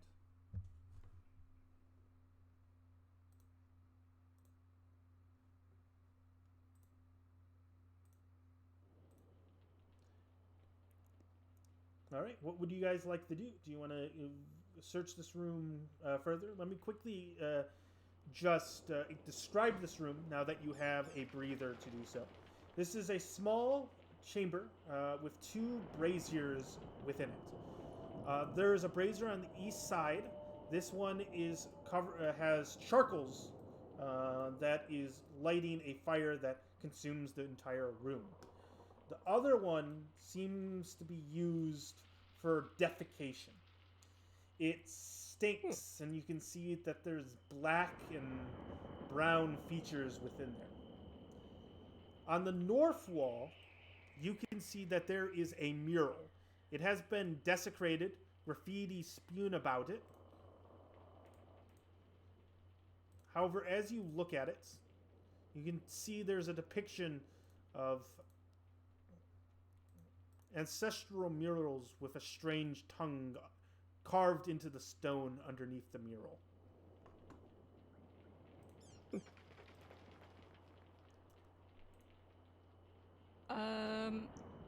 So Cell knows Common, Draconic, Goblin, and Infernal. Is the language in any of those languages? It is sadly not in any of those tongues. Okay. Would it happen to be Aquan? It is sadly not Aquan either. I mean, I doubt it's Elvish or Elven. Or what are the languages exact? It It's not Elvish, Halfling, or Dwarvish, I assume. It seems to be Elvish. Ah, I speak Elvish. Of course.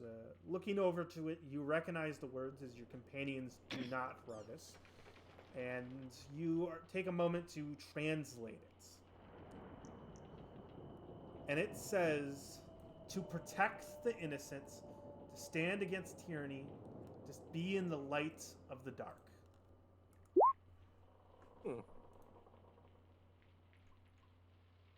I don't think this mural belongs to these goblins. You suddenly think? Cell just kind of like gesturing over to the brazier filled with feces. Yes, I do think. Just not catching her sarcasm. Oh no. One second. Sorry, guys. I messed up. And let me fix this. Or his sarcasm.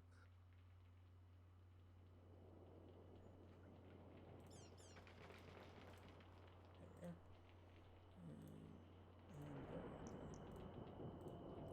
we are. Oh, damn it. 1 second. Sorry, guys. Let me. I have to rejoin. This is frustrating.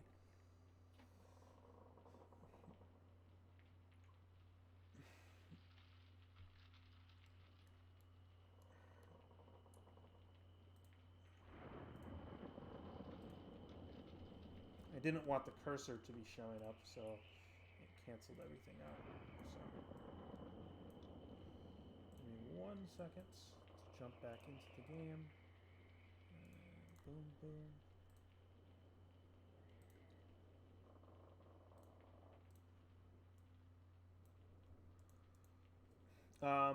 But yeah, go ahead, guys. Continue, and I'm just about to hop on. There we are.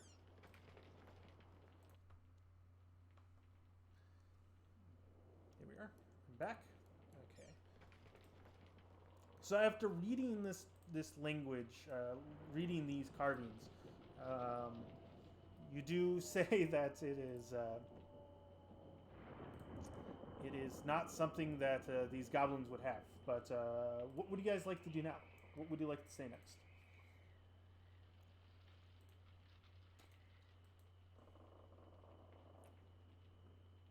I think we should continue on. I don't think the boy is in here. Grund would think not. Mm-hmm. So, pushing forward, Rardis, you begin to open the next door. And as you do so, you can hear footsteps coming from the other side. A goblin steps into the room. He carries with him a scimitar. However, as he sees his companions quickly dispatched, he looks at you all with fear, shaking, trembling, his eyes wide. I'm gonna yell. If you don't want to die, tell us what we need to know. He drops his scimitar when you begin to speak, and he just starts booking it out of the cavern. Can I chase after him? Yeah, of course. Go ahead and just make me an athletics check. Okay.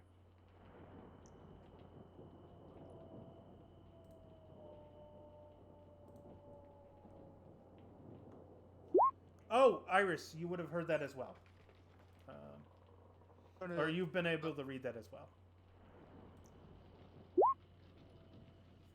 well. As you reach the top as you follow him, reaching the top, you see him begin to slip and tumble down the stairs again.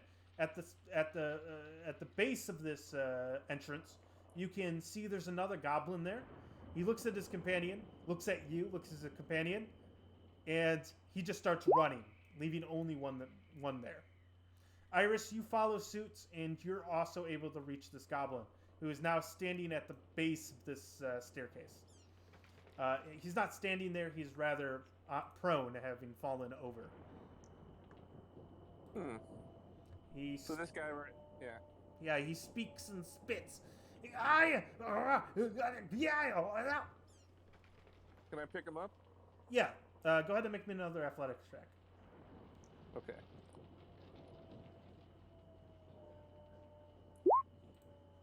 Ooh. He is able to slip out of your grasp, and he starts charging up the stairs. Iris, you are there? Oh. Wait, which way did he go? He's going this way. I'm gonna try to catch the goblin as well. All right, go ahead and make me an athletics check. Both of you make me an athletics check. Okay. And what is Grund and Cell doing as this happens? Cell. Oh, go ahead. Please go. Cell is just he's watching more amused than anything. Like his companions trying to catch his goblin, like as they book it out of the room, and he's just standing there. Mm-hmm. He's not really interested in trying to catch this goblin, really. Yeah, of course. The goblin is too quick for you two, and he slips away into the night.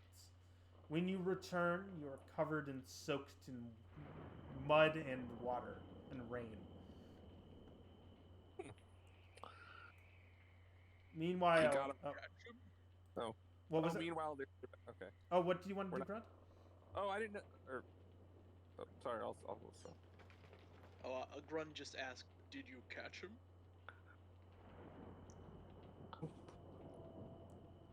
Little bastard got away. No matter. That is one less for us to take down.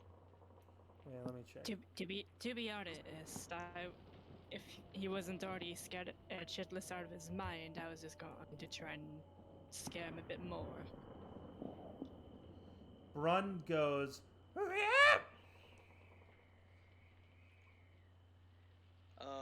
Grund will bend down and pat Grund very carefully. Yeah, Grund stood back in that fight, but he is now kind of looking upon the scene. He is slowly motioning over to this slob. Grund is going to pick Brund up, and there's like a little divot where like his like I don't know how to describe it. His skin goes like into his shell, Mm-hmm. and he's going to place Brund in that divot. Fantastic.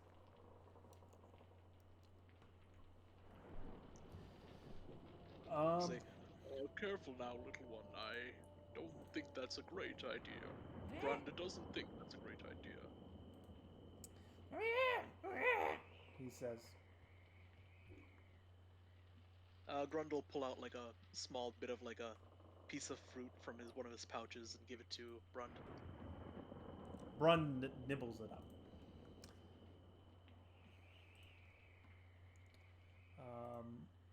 With that being said, are you guys going to continue?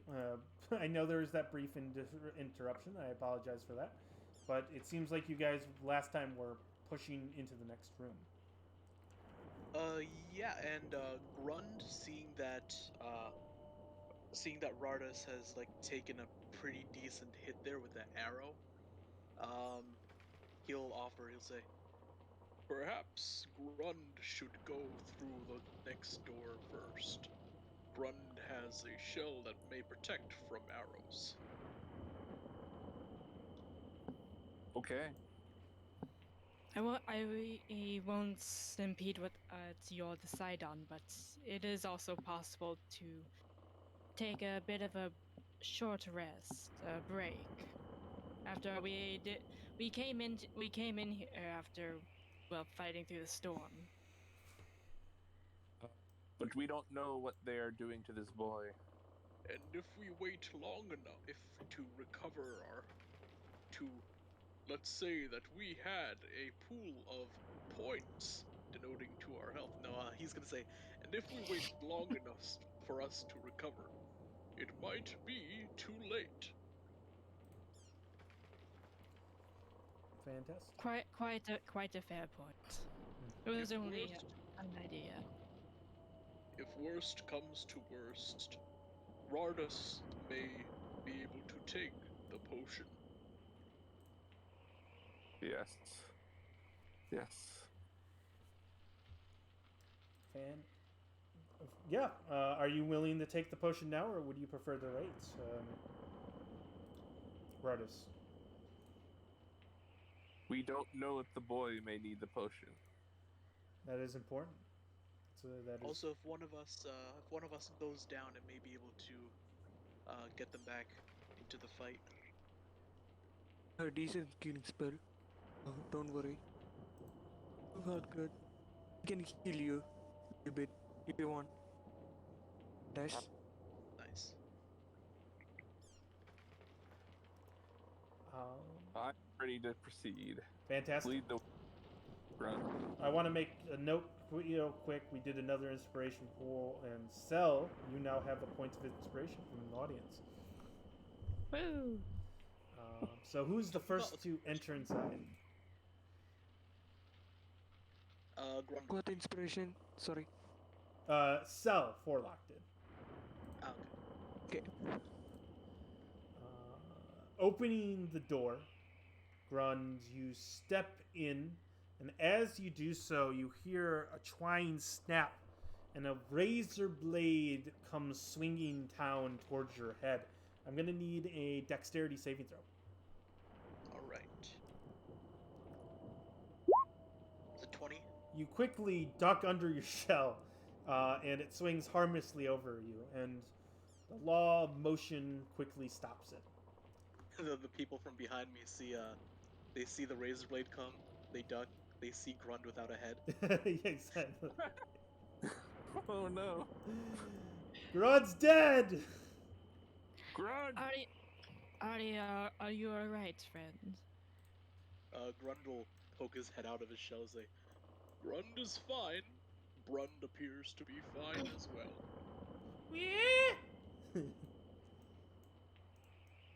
We should.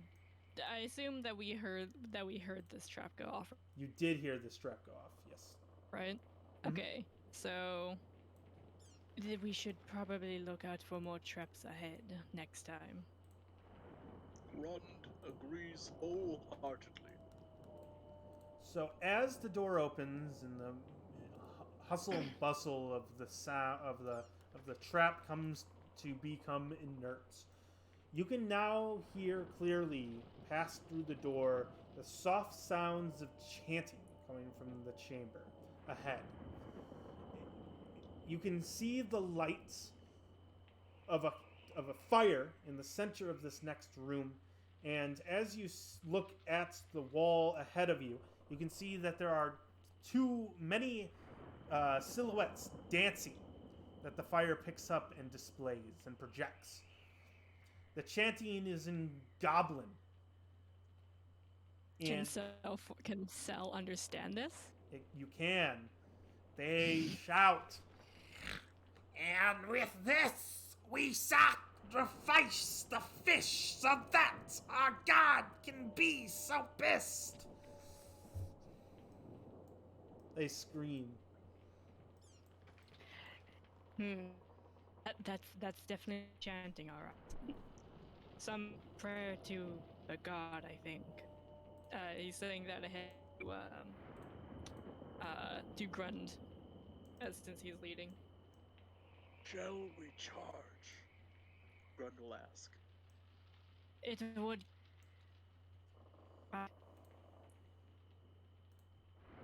Sorry? It would catch them, I think, if we just. Alright, should we try and do a surprise attack then and charge into them? Yeah, of course. If you do so, go ahead and roll me initiative again as we get a surprise round.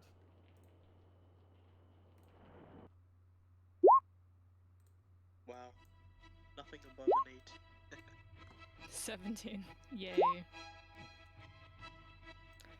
Ooh, Rardis got a 60.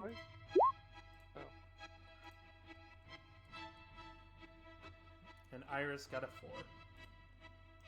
You guys are going to get a surprise room. So just a reminder, the Assassin's Blade ability activates.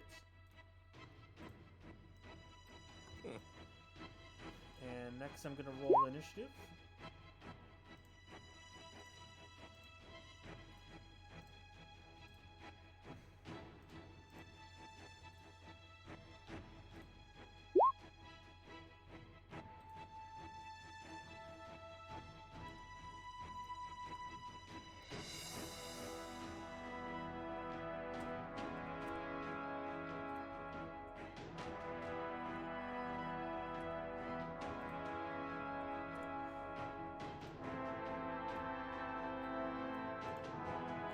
Alright, with that being said, we are going to enter into combat. So, a surprise round is unleashed as the party storms into the room. The boy Peter is crying in the corner, locked up in a cage. But the first to act is not a goblin who senses this and turns and is surprised. Bringing us to Cell. You are the first one to act. This is going to. What will Cell do? Cell will. He'll move up this way, use the ruler, kind of charging up into this area over here.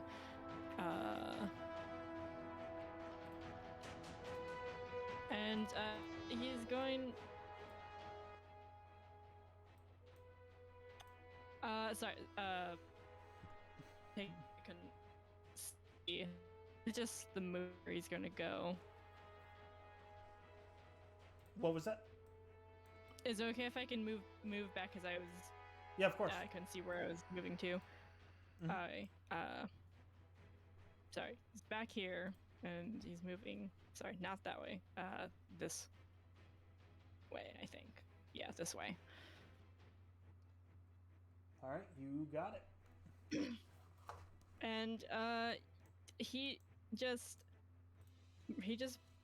breathes in and then opens his mouth, and a crackle of lightning comes out of his mouth. Using a lightning breath. Fantastic. He has to make a DC 15 dexterity saving throw.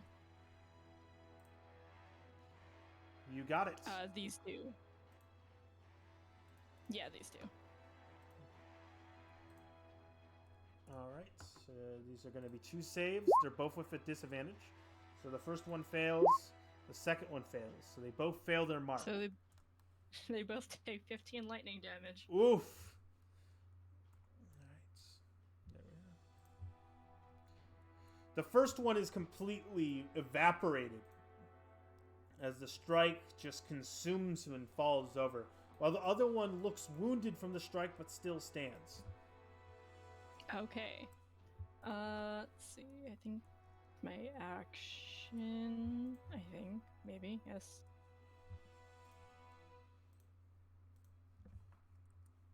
Is that it?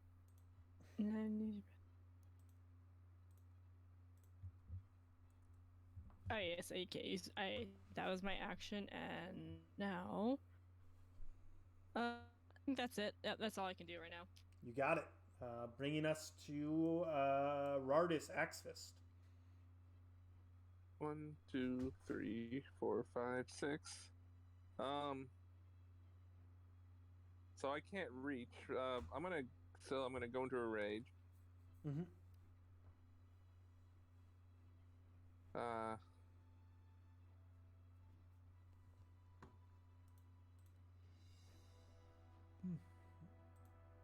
And then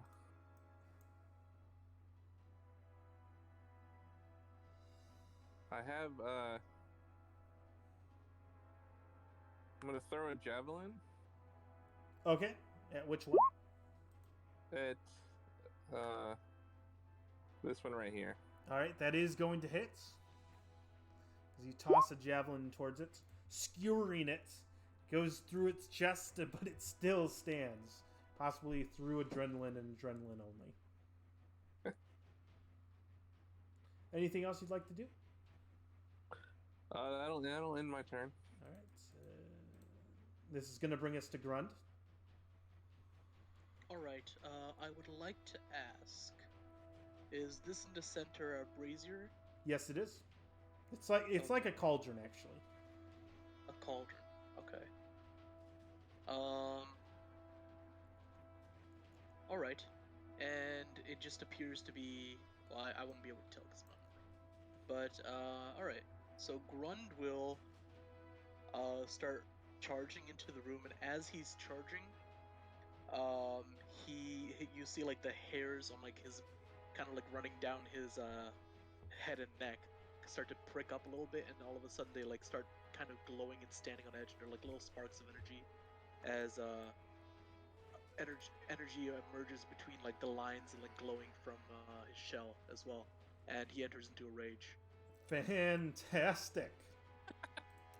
Entering into a fearsome rage. And he is going to, that is 25 feet.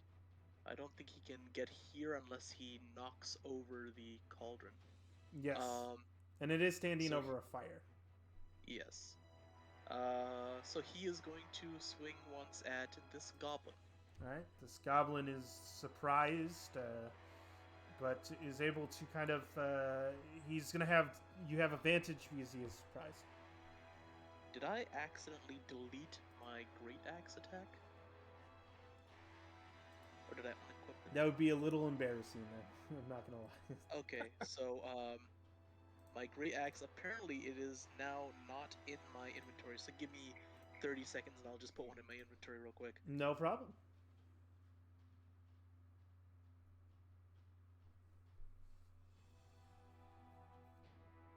Alright, there we go. And, okay, yeah, so he will attack with the great axe. 17. That is going to hit. Alright. And, oh, let me put rage on. I forgot to do that. And that is going to be 13 points of damage. That takes down the goblin. Perfect. And he's just going to turn and immediately like, stare down.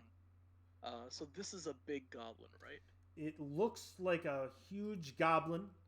It's hairy and with elven ears. He carries at his side a massive morning star And he's twice the height of these goblins. And All right, twice yeah, the weight. he's going to take one step like onto the dead body of like the goblin and like kind of crush his skull underfoot. Fantastic. And next up is Iris.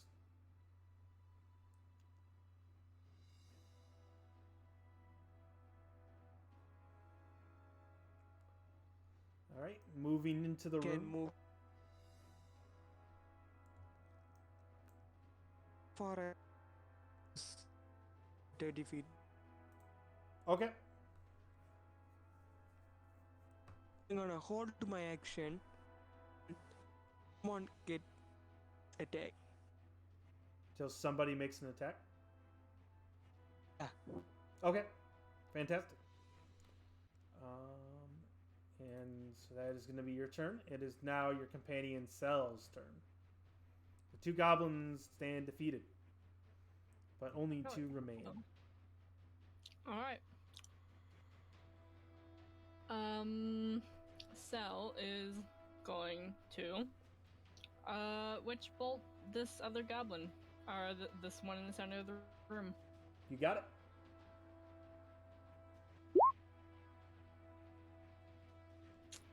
Oof, a nasty strike.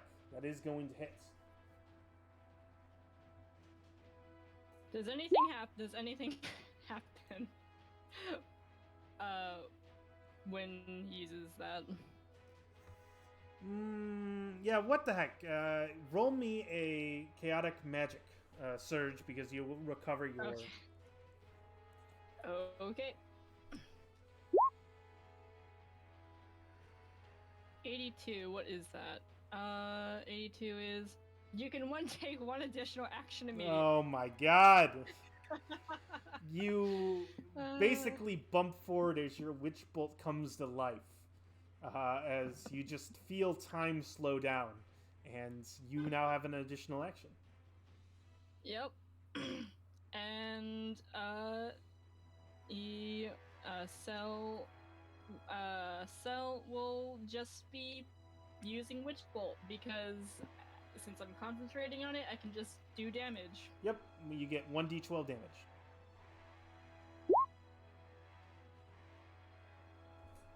Oof, that is So definitely gonna... 8, 9, 10. So 13 total. It's just 5 points.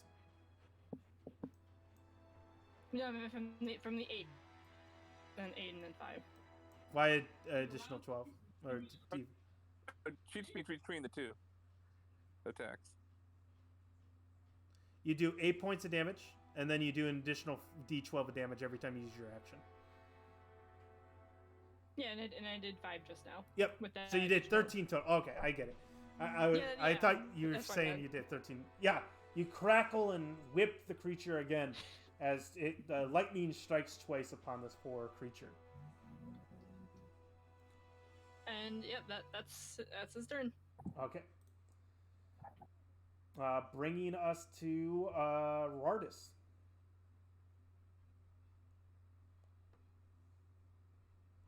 Okay, I'm gonna approach the big one You got it. and pull out my battle axe, Mm-hmm. and I'm gonna swing it at him with both hands. Oh! Oof, a natural 20. Which I assume hits. That does hit. Yeah, that's going to hit. 19. You guys are rolling hot. As you carve into the creature, taking out flesh. He still stands, if just barely.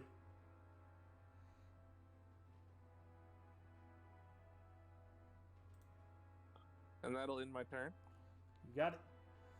Looking upon the battlefield.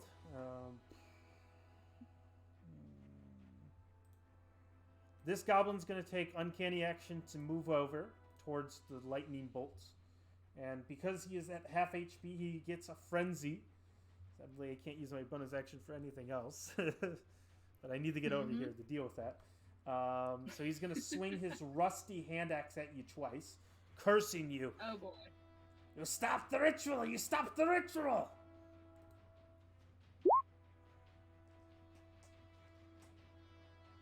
Yeah, 15 hits. All right.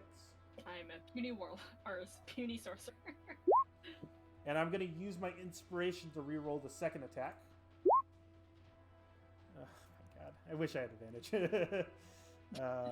With that being said, I only score a single hit.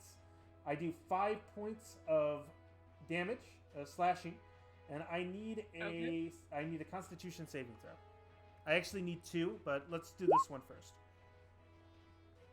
All right, you're able to resist the temptations of, and you're able to maintain concentration. He gave it his best shot. Next up is the bugbear. The bugbear, seen as Rardis, he's going to try to take a strike to swing at him. I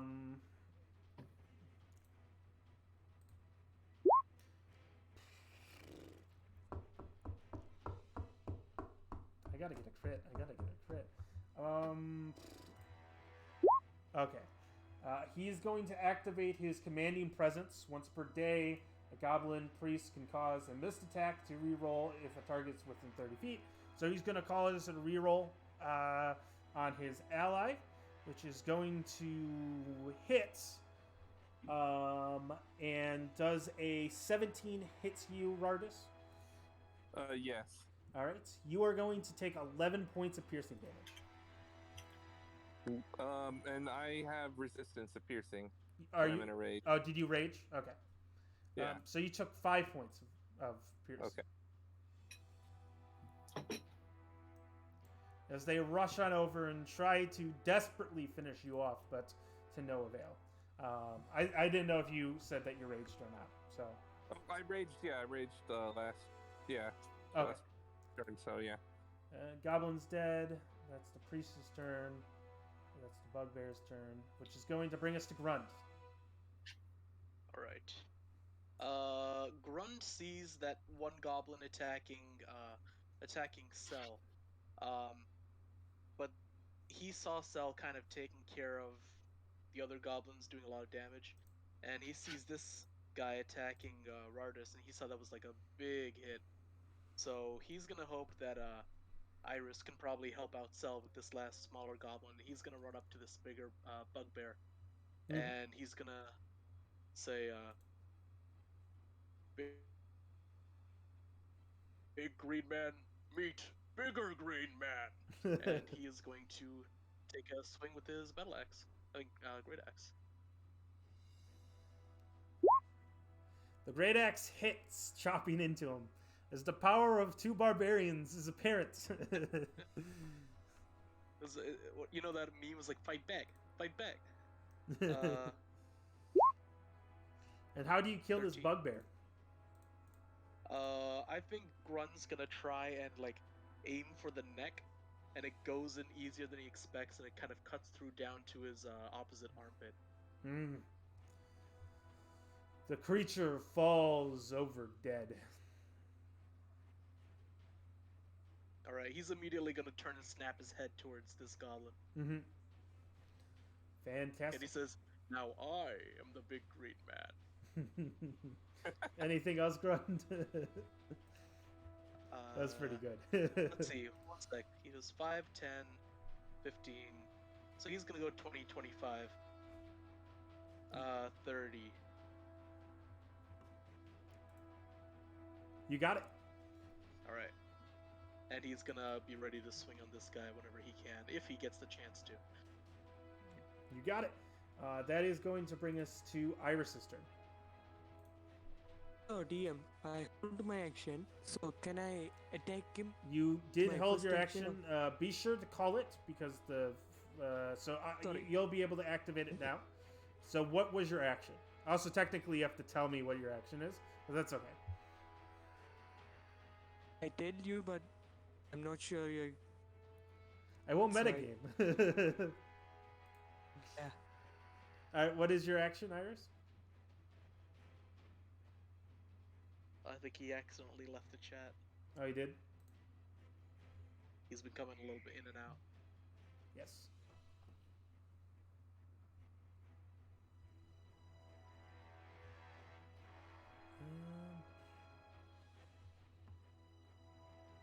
He never told me his action. Yeah, that is true. There we go. So what is your action, Iris? We'll say that it happens just now. You just triggered it, and I will let you do it on this target, even though because last round you did hold your action. So what was it? Sorry about that.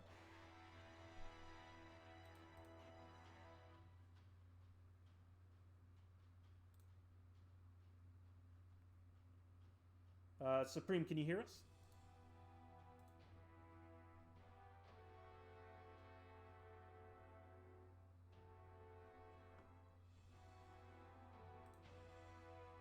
He said yep in the Discord. Your issues come back.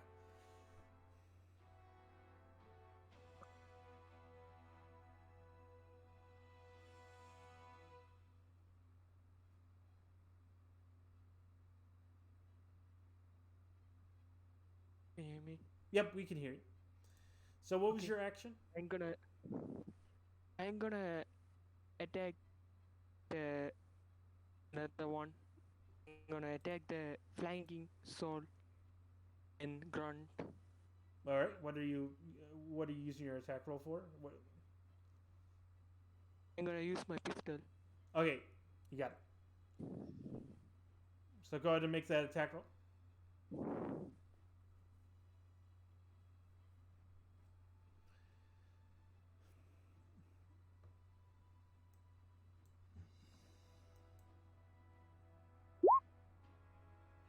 Firing your pistol towards the target, it clings against the stone as the bullet gets lodged in.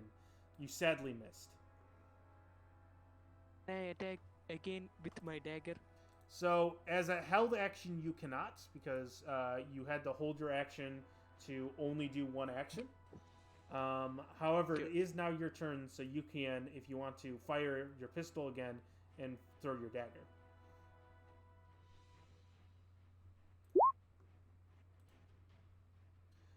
That is 50. actually able to hit.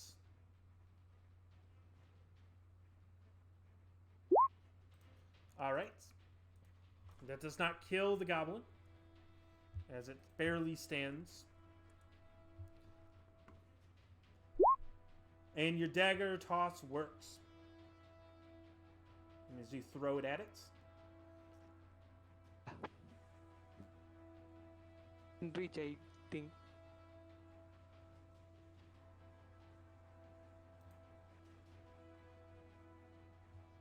I think it can reach it. So because I'm very far. you're 20 feet away. He I cut out again. Yeah, I think his connection might be a little off. Yeah. because he keeps accidentally getting off of Discord and getting back in. There we go. I think he's back.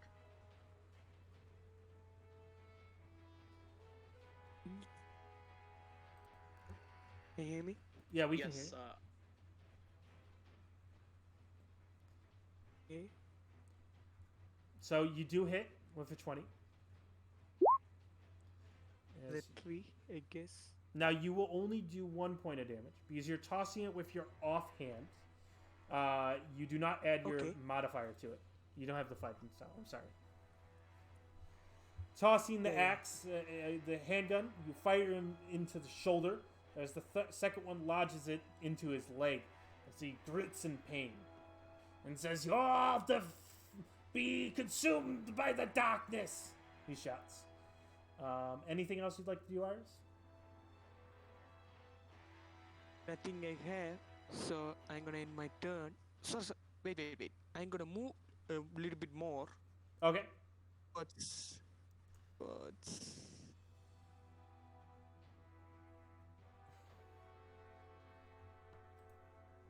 yeah, You I'm go. gonna stay there.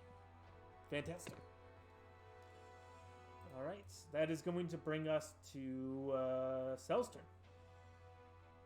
Okay. How hurt does this goblin look? He's severely wounded. Okay.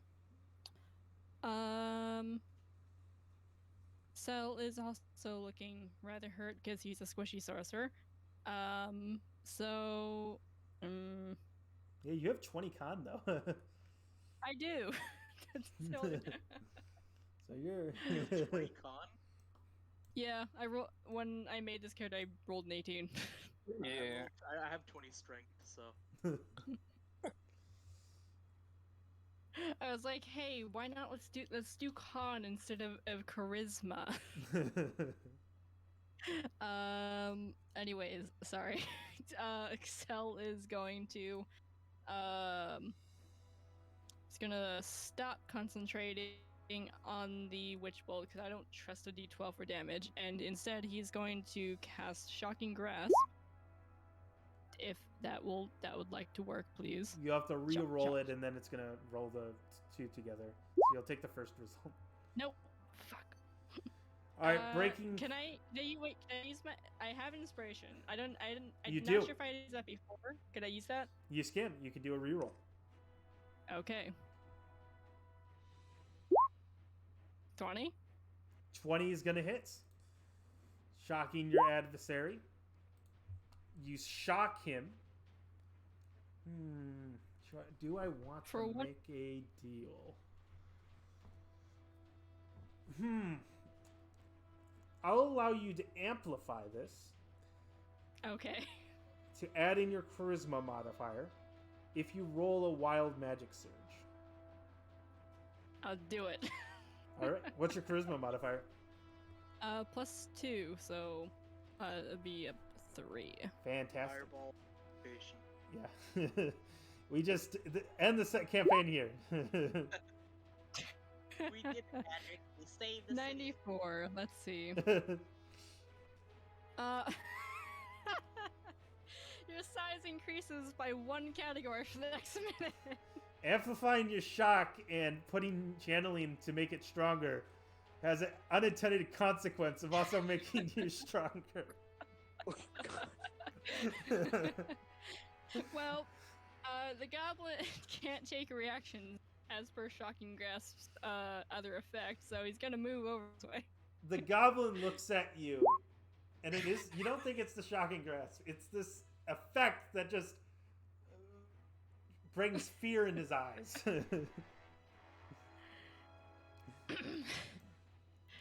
He's gonna say, you should run away now while you can.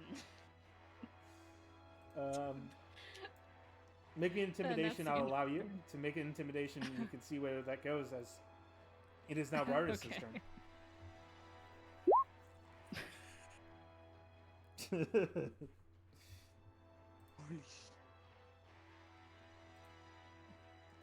All right, Rardis, it's now your turn. Rardis is gonna move over here. And will once again swing his battle axe. Your battle axe makes the hit. And how do you kill him? I take the battle axe, just take it above my head and swing it down, cutting him in half. And From the as top. you do so, like unlocking, as opening a panada, something comes out. A pitch black light consumes the area and explodes upon impact. Make me a Constitution saving throw, and Grund, make me a Constitution saving throw. Damn, you had to drag me into this one too, huh? Sorry. That's a 14. All right, you both succeed, so you're only going to take 3 points of radiant damage as you holy and unholy flames kind of touch upon your skin, burning them. I'm down to 1 hit point. Well, you do have the potion. Huh. I think the potion heals 2d4 plus 2. Okay. You find yourselves within an empty room. The dead lie around you. A giant dragonborn is in the corner. And you can hear the soft sobbings of a boy locked in a cage. A statue is at the far end of this room. A gallant Fey Knight holds a sword and shield in hand. The statue appears to be depicting of a elf. A cauldron sits in the middle. The fire has been consumed by itself, and the cauldron only has some bubbling, boiling water within it that has a black taste to it. What would you like to do? Can Grund approach the cage and try and like see what's up with it? Like if it has a lock, or if it looks weak, or if he can like maybe just like slam open the lock with his great axe, or even just bend open the bars. Yeah, go ahead and make me an athletics check.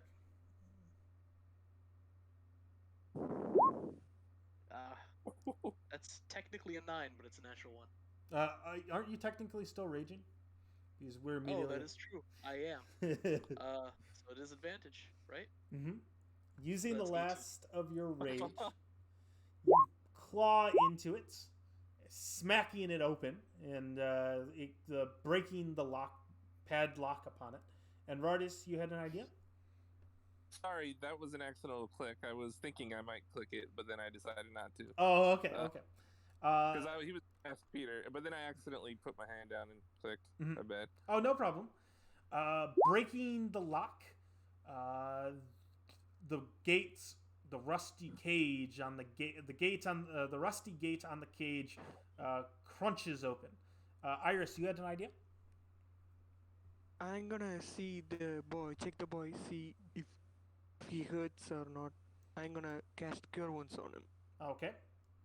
I'll give advantage to this next check as whatever minor wounds he has are healed, and he has a burst of calm, knowing he no longer is injured. The boy, Peter, he looks at you all terrified, and he says, "Wait,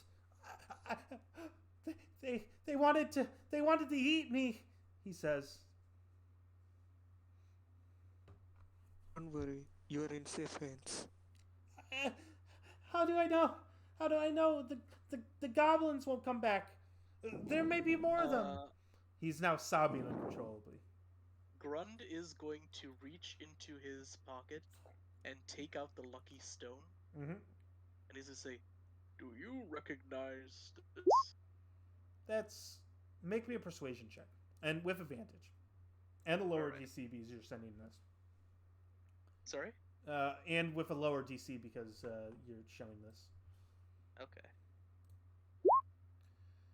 He looks at the stone and he says, "Wait, that's Maja. Maja's stone. She skipped it across the entire lake. Wow, mister, you now have her luck. There are no more goblins," he says. And he seems to calm down considerably. "Indeed, there are no more goblins. I am the only green man here now." Big lip. Yes, please. and He's also I'm going to kind of take Brund out of where he's hiding and just kind of give him to the Peter, is it? Yes. To hold, to try and calm him down. yes. Oh, yes, Sal? So just as yes, and even if there were more goblins, I'm sure we could take care of them after we killed the ones in here, and probably by now you. Yeah, you're now shrinking down.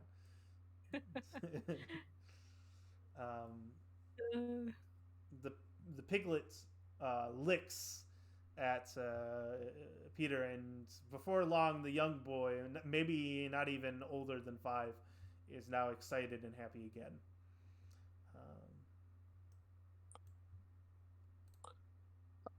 Just in case we run into any goblins outside, I'm gonna drink that potion. Yeah, of course. So it's 2d4 plus 2? Yep, correct.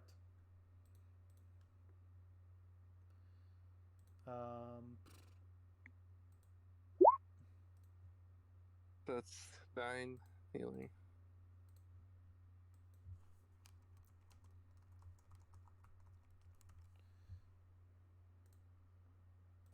Fantastic. Gulping up the potion, You feel your wounds begin to be licked as you are no longer suffering from the horrible aches of near unconsciousness that you were before. The region seems clear. There's silence within the chamber, and you can tell that whatever defenses the goblins have been broken. Now the question is this: what do you wish to do next? You have recovered the boy Peter, and even you can tell that the sounds of the rain are beginning to calm outside.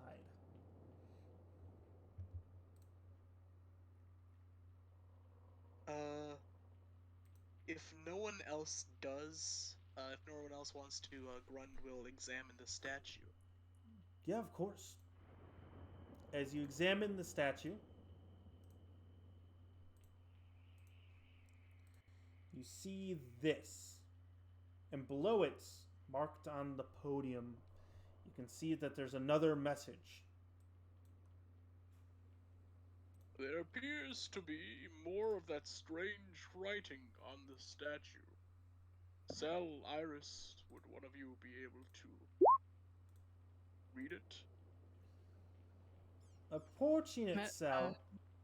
Yes? Oh, sorry, go ahead. Approaching its cell, you begin to read it, and you know what it says. Written in elf, it simply says, I swear this oath to the Delian Order. I healed the boy for 4 points. I don't know how to roll in. He is a commoner, so that heals him up completely. The boy appreciates it. All the scrapes and bruises that he got from the goblins are no longer carried. I'm sorry, what was the message? It says, I swear an oath to the Delian Order. Can Sal make a history check to see if he knows what that order is? Mm-hmm, of course. I can do it. You can assist, so I'll give Sel advantage. Yeah, I can give advantage. Okay, so go ahead, Sel. Make me that history check with advantage.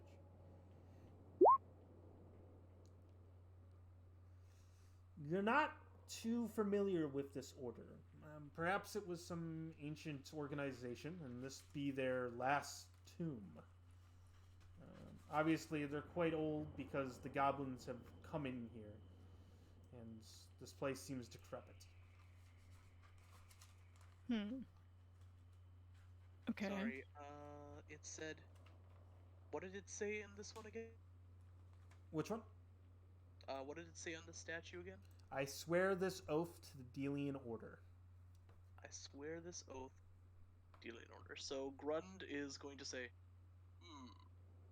perhaps what we saw on the mural is preceding this statement. Grund is not most intelligent, but he is pretty wise.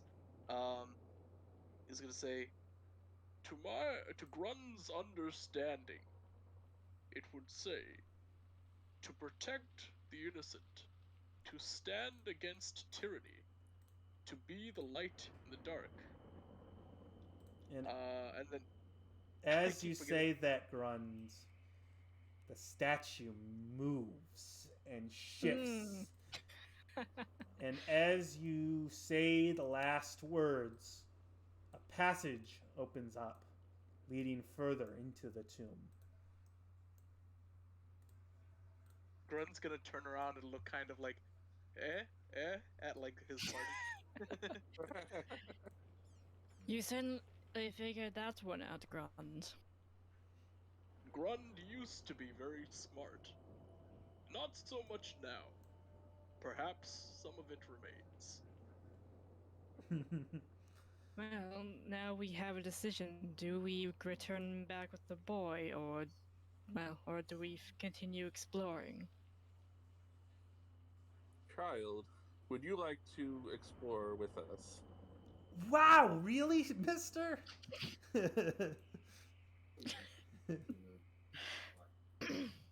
However, The young one should probably stay towards the back. All right, he says. Can I have the stone?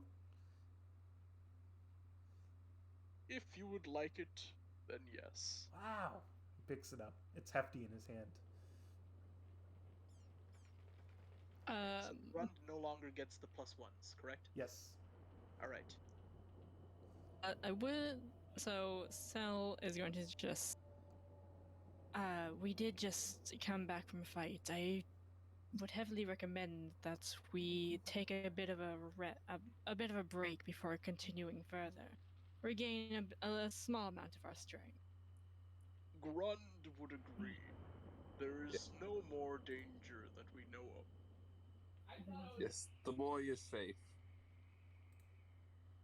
For now.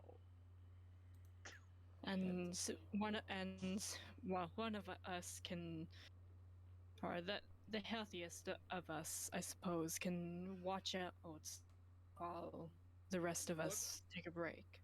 Grund volunteered. I can keep and watch if you want. Yeah, Grund also didn't take any damage, so he can also. Oh no, he did. He took 3 points, so maybe he'll rest. Fantastic. So Iris takes watch as the party goes in rest. And an hour passes uneventfully, and you can get your hit dice.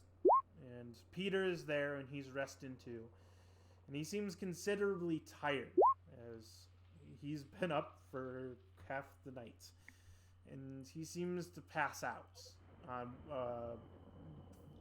curled up with the piglet.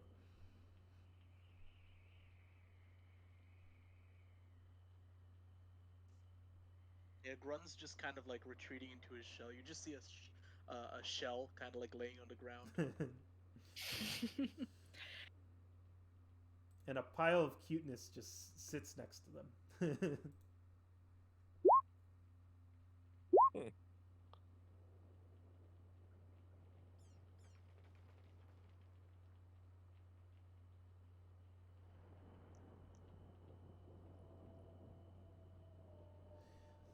So Alright, that yeah. hour passes. You're able to spend your hit dice. Any short rest abilities come back to you. And Peter is still sleeping, as is the piglet when you wake up. Perhaps we should leave them here. Grund doesn't think any goblins.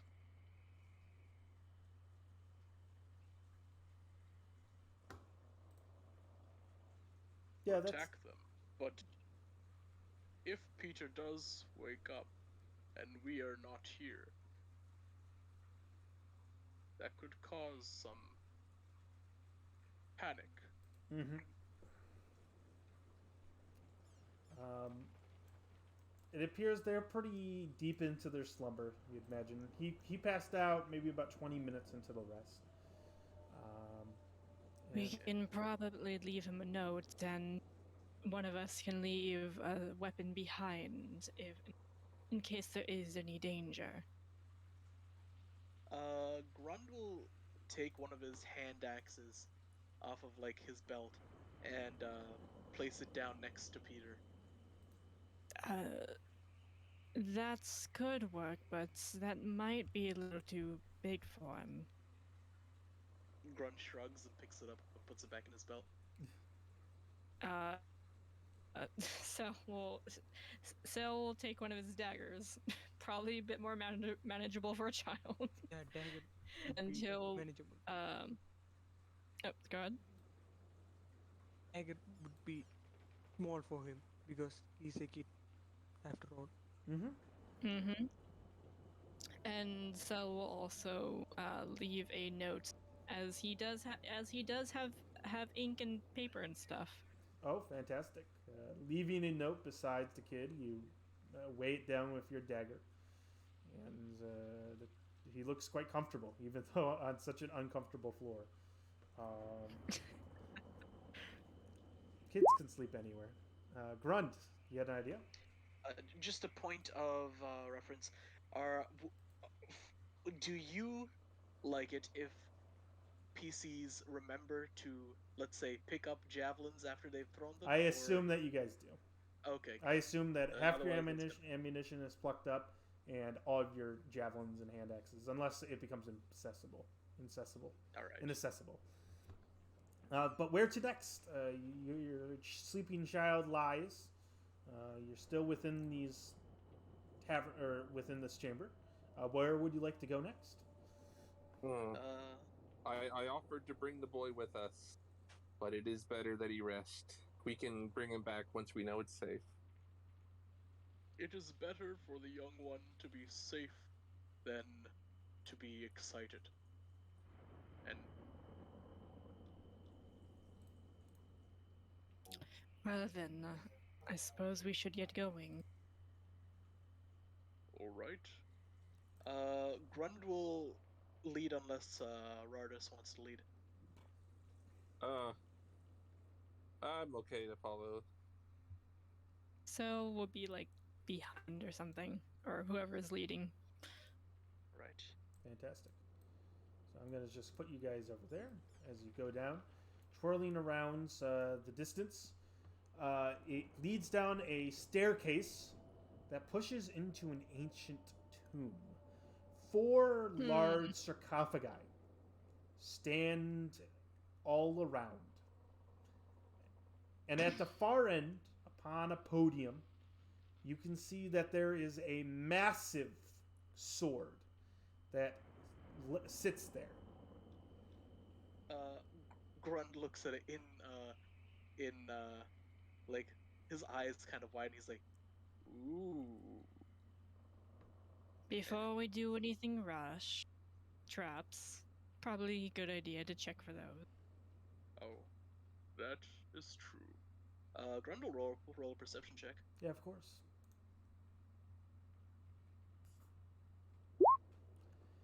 Eyeing the rooms, the sarcophagus seem undisturbed. But other than that, you see no wires, nor you find it nor do you find it a real issue that this order that seems so honorable would put traps in their lairs. Okay. Grund is going to continue forward into the tomb unless anyone else also wants to do something.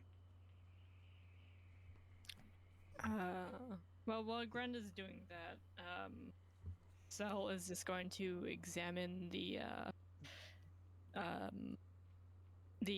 sarcophagi. Okay. They seem closed. And done so purposely.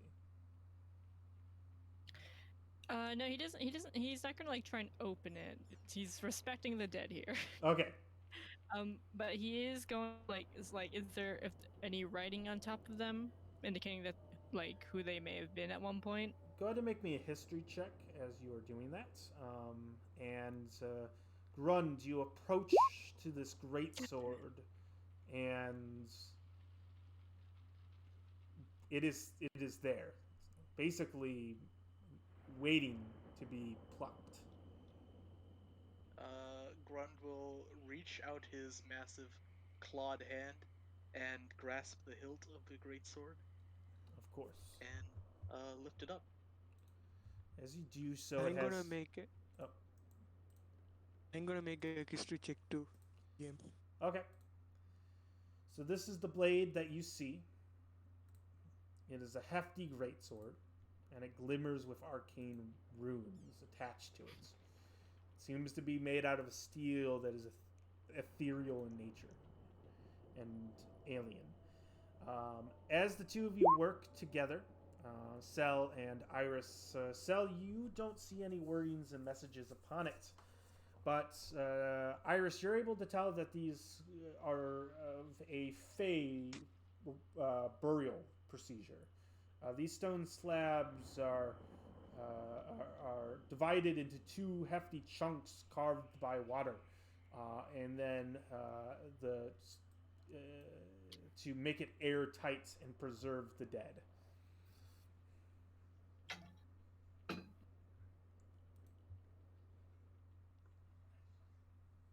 Grunt, if you don't mind, can I make a little bit of quick glance at the sword? if you don't mind. Go ahead.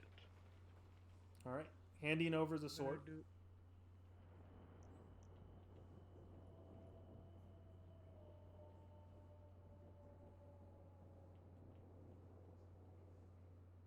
So this would be an Arcana check, most likely. So Forlock is also quite interested as he likes knowledge, old things he reads. So would I be able to assist? Yeah, I'll say you can assist. So go ahead and roll again, Iris, with advantage. Or take another roll and choose the higher of the two results.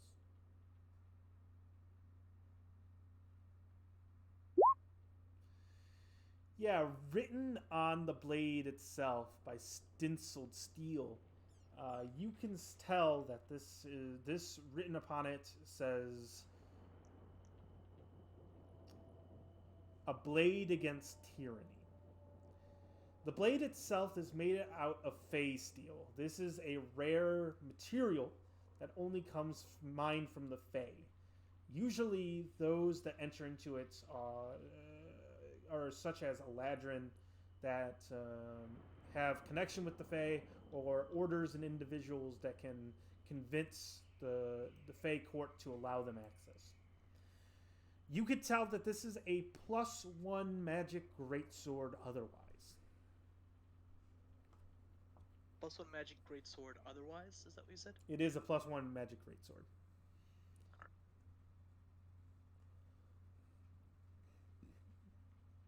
I think you can take his front. It's good magical sword. It does help you in a lot of ways. Grund will nod and he'll turn to to Rardis. He says, "Are you fine with that, Rardis, or would you like it?"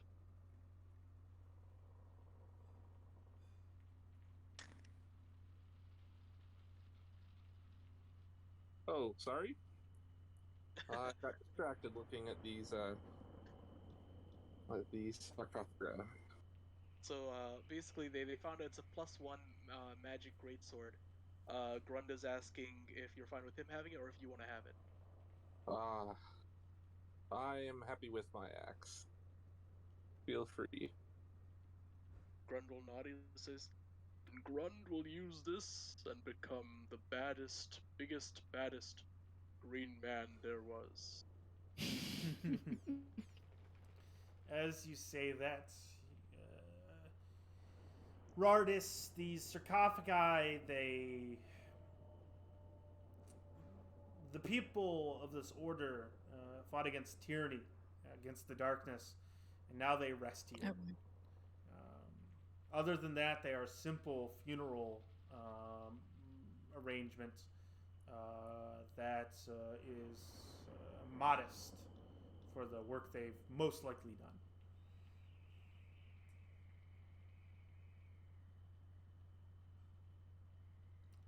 But with that said, you, without much interest here, retreat from this room and enter into the next. And the question is, will you stay here or will you leave?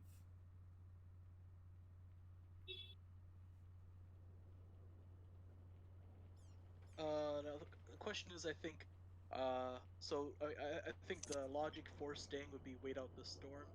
Logic for leaving would be let's try and get him home as fast as possible. The storm is already coming to an end. As you exit into the Rex room, the sounds of the rain are subsiding from this chamber. Let's return the boy home as quickly as we can. Yes, I can wrap him up in a bedroll so he doesn't get too soaked. And I can carry him. Certainly. Plucking the boy up, the pig wrapped the same.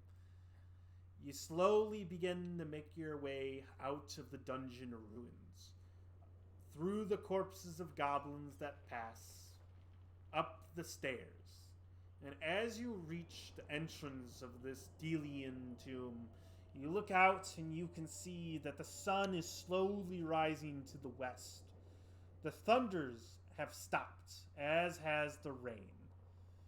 And as you turn to each other, you begin to make your way down the hill and back to the abbey, having successfully saved the boy. And that is where we're going to end the session. Okay. Woo! Yeah. We lived. Woo! I didn't get a, I didn't take a kid. It's good. Mm-hmm. Yeah, you guys did really good. How did you guys like it? It was good.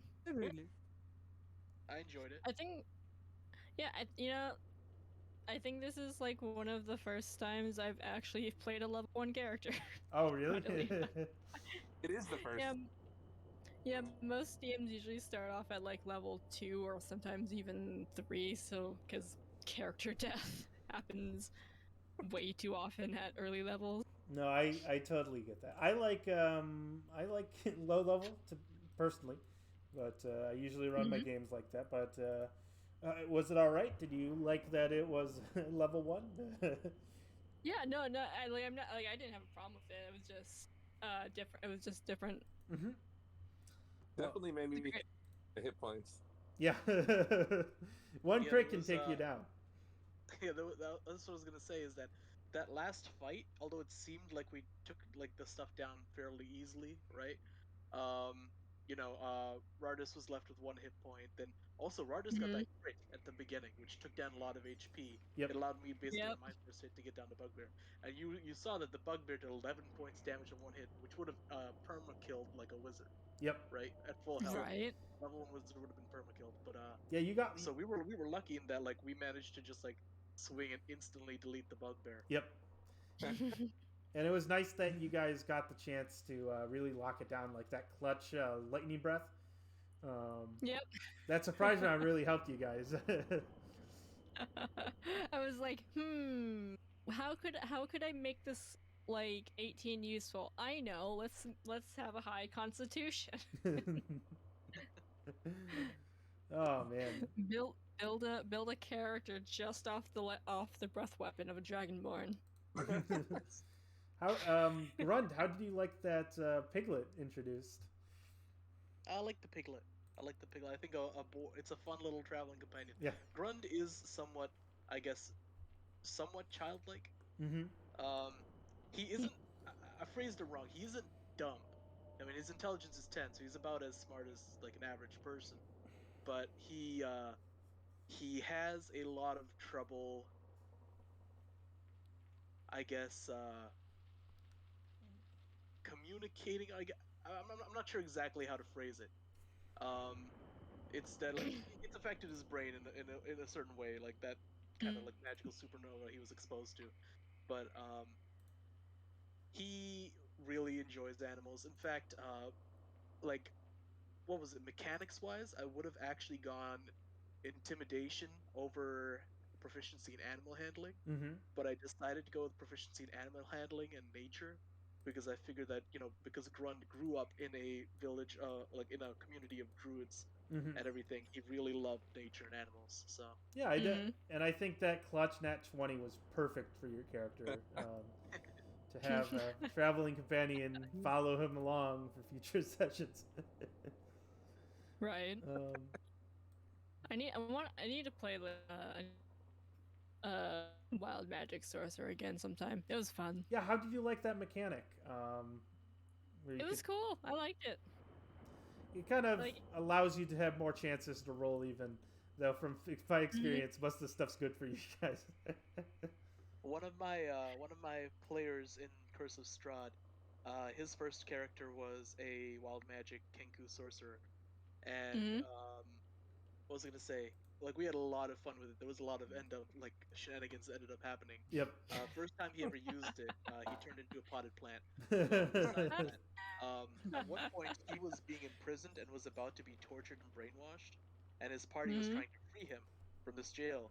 But he ended up summoning a unicorn, and the unicorn, because the enemy is a really low CR, just ended up destroying the enemies, Yep, and then it basically took him and teleported him Nice. out of the jail. that's hilarious. Hell yeah. Oh my god. I liked Rardis. I just want to say that you starting with everybody's tall. That was hilarious. Like when Yeah, I didn't Oh, so good. no, I was just saying that you kind of made it interesting that you made me realize that everybody in this party, for the most part, is over 6 foot. Yeah, how tall was I? Yeah, how tall is Iris? I am 5.9. I am the shortest one. He's actually a normal person, Yeah. but he looks short compared Yeah. to everyone else in the party. Right? Oh my goodness. I didn't catch like I didn't actually catch like how tall are tallest are in the How tall are what? like how tall are the tallest people in the party? I think you're the tallest at 6'7", right? Maybe. Yeah, 6'7". I'm 6'3", because I didn't want him to be too tall, but he is Mhm. like really, like he has a huge lot of mass, because he's he has this big shell. Yeah. Yeah, I didn't want to overdo it either, so it kind of just put in 6'3", and I'm like, yeah, I can work with that. Why is it the 6'3"? I Yeah. was like, you know what the thought process was for me, which I think it might have been for you too subconsciously. I was like 6 foot. That's too short. I was like 6'2" is like, kind of like everyone says 6'2", so I'll go. I think 6'4" or 6'5" is maybe pushing it, so I'll go 6'3". Yeah, I just went 6'7" because Dragonborn, they're they have dragon heritage. They're probably big, Yep. and so I was like, yes. And you probably became 12 foot in that dungeon. Yeah. Right. So I think there is a spell that does cast and that you cast enlarge on yourself, Enlarge and or that reduce, and yes. that doubles your height. But I think increasing your size category by 1 just makes it 10 feet. So Oh, okay. That is another thing that wild magic Kenku sorcerer love to do, enlarge reduce. Yep. In fact, that's one of the reasons he died. Oh my goodness. oh. Well, guys, I will say this. Thank you so much for playing. I really appreciate it. I hope you guys had a fun time. Thank you, Rebellious, for sticking with me long enough to actually play a session. I hope that you in the future can find other sessions, hopefully in a more timely fashion than this one. Yeah, and honestly, if this is so just like a one-shot server, I like as a DM myself, I like sometimes don't have much to do, so I can run the occasional one-shot. Oh, sure, me too. Yeah, of course. I will say this, guys. Time to shamelessly plug. This is connected to my Twitch, which is then connected to my Discord, where I run one-shots and things like that. I have an LFG in there, mostly for my games, but feel free to post your own. I try to run... I even post my out-of-Discord campaign, so I run in a improvised dungeon crawl group that's like a Venture League. And if you guys had fun with this and want to play again, there will be sessions in the future. Some will be streamed, some will not. So just keep that in mind when signing up. Just fill out the survey if you're not interested in being streamed, like you didn't like that experience.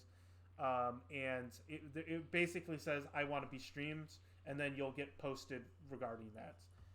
But if you guys had fun, I hope you did. I had a blast. Thank you so much. Thank you, Supreme, for coming last second. That was clutch. Thank you, Zen Driffet, for coming to this game after and joining it. I will be deleting the server because it has extended its purpose. So if you join my next server, my server, welcome. If not, good luck on your search and have a wonderful night, everybody. It was a blast playing. All right. Yeah. GGs. Great game. Good night. It's a lot of fun. Good night. And for you, Twitchland, we are going to get done. If you want to give me a moment, I'm going to raid somebody else. So give me 1 second. I hope you guys had a good time.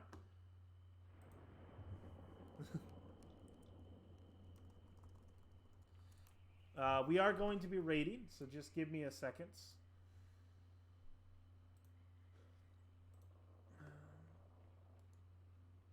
Let's see as we find one.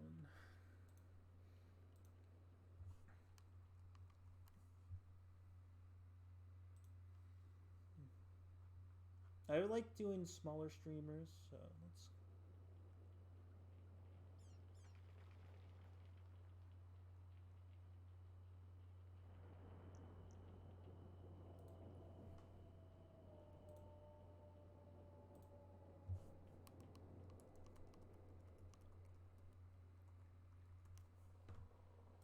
All right, we're going to be starting a raid now, guys, so stick around, and I hope you have a wonderful night.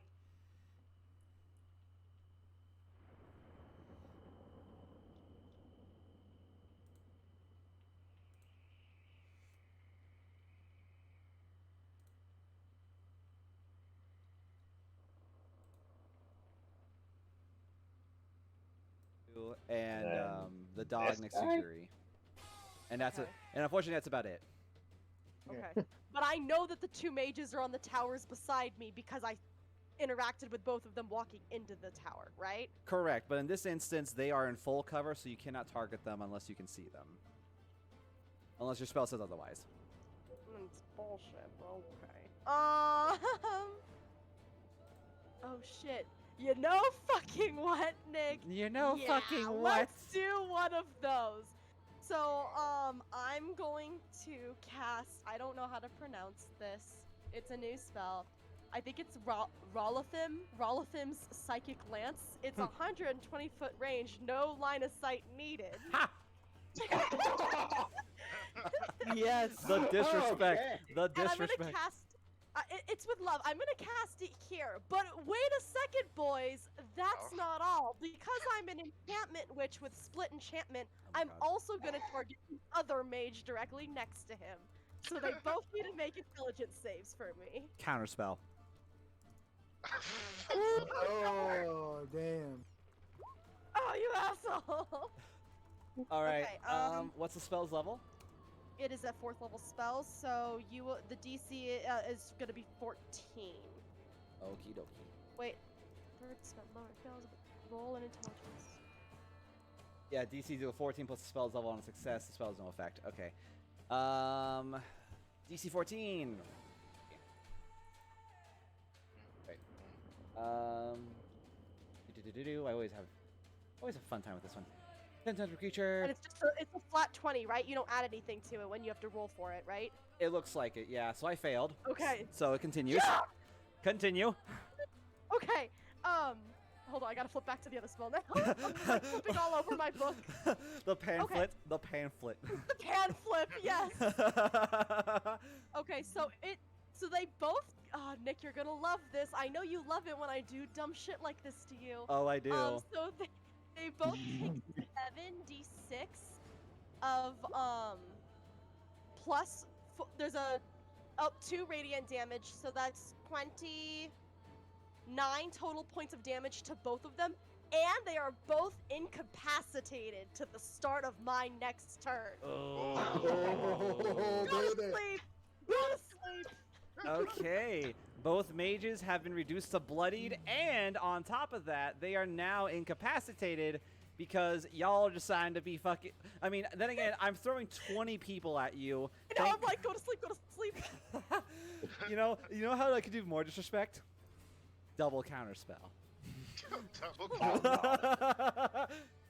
So they're We've gotta be incapacitated. fast at getting out of here. All right. Great job, Clementine. It's gonna be now. Where the hell is this guy? The first guy next to Zacchaeus. The guy is gonna try to swing at you with his longsword. Eh. Oh wow. Miss bitch. 19. Fuck.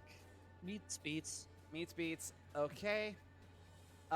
You watch as his sword is of a higher quality, and you can see that he has a better than, if not weirder, sword. So that damage plus. All right, game on. So, 6 points of slashing.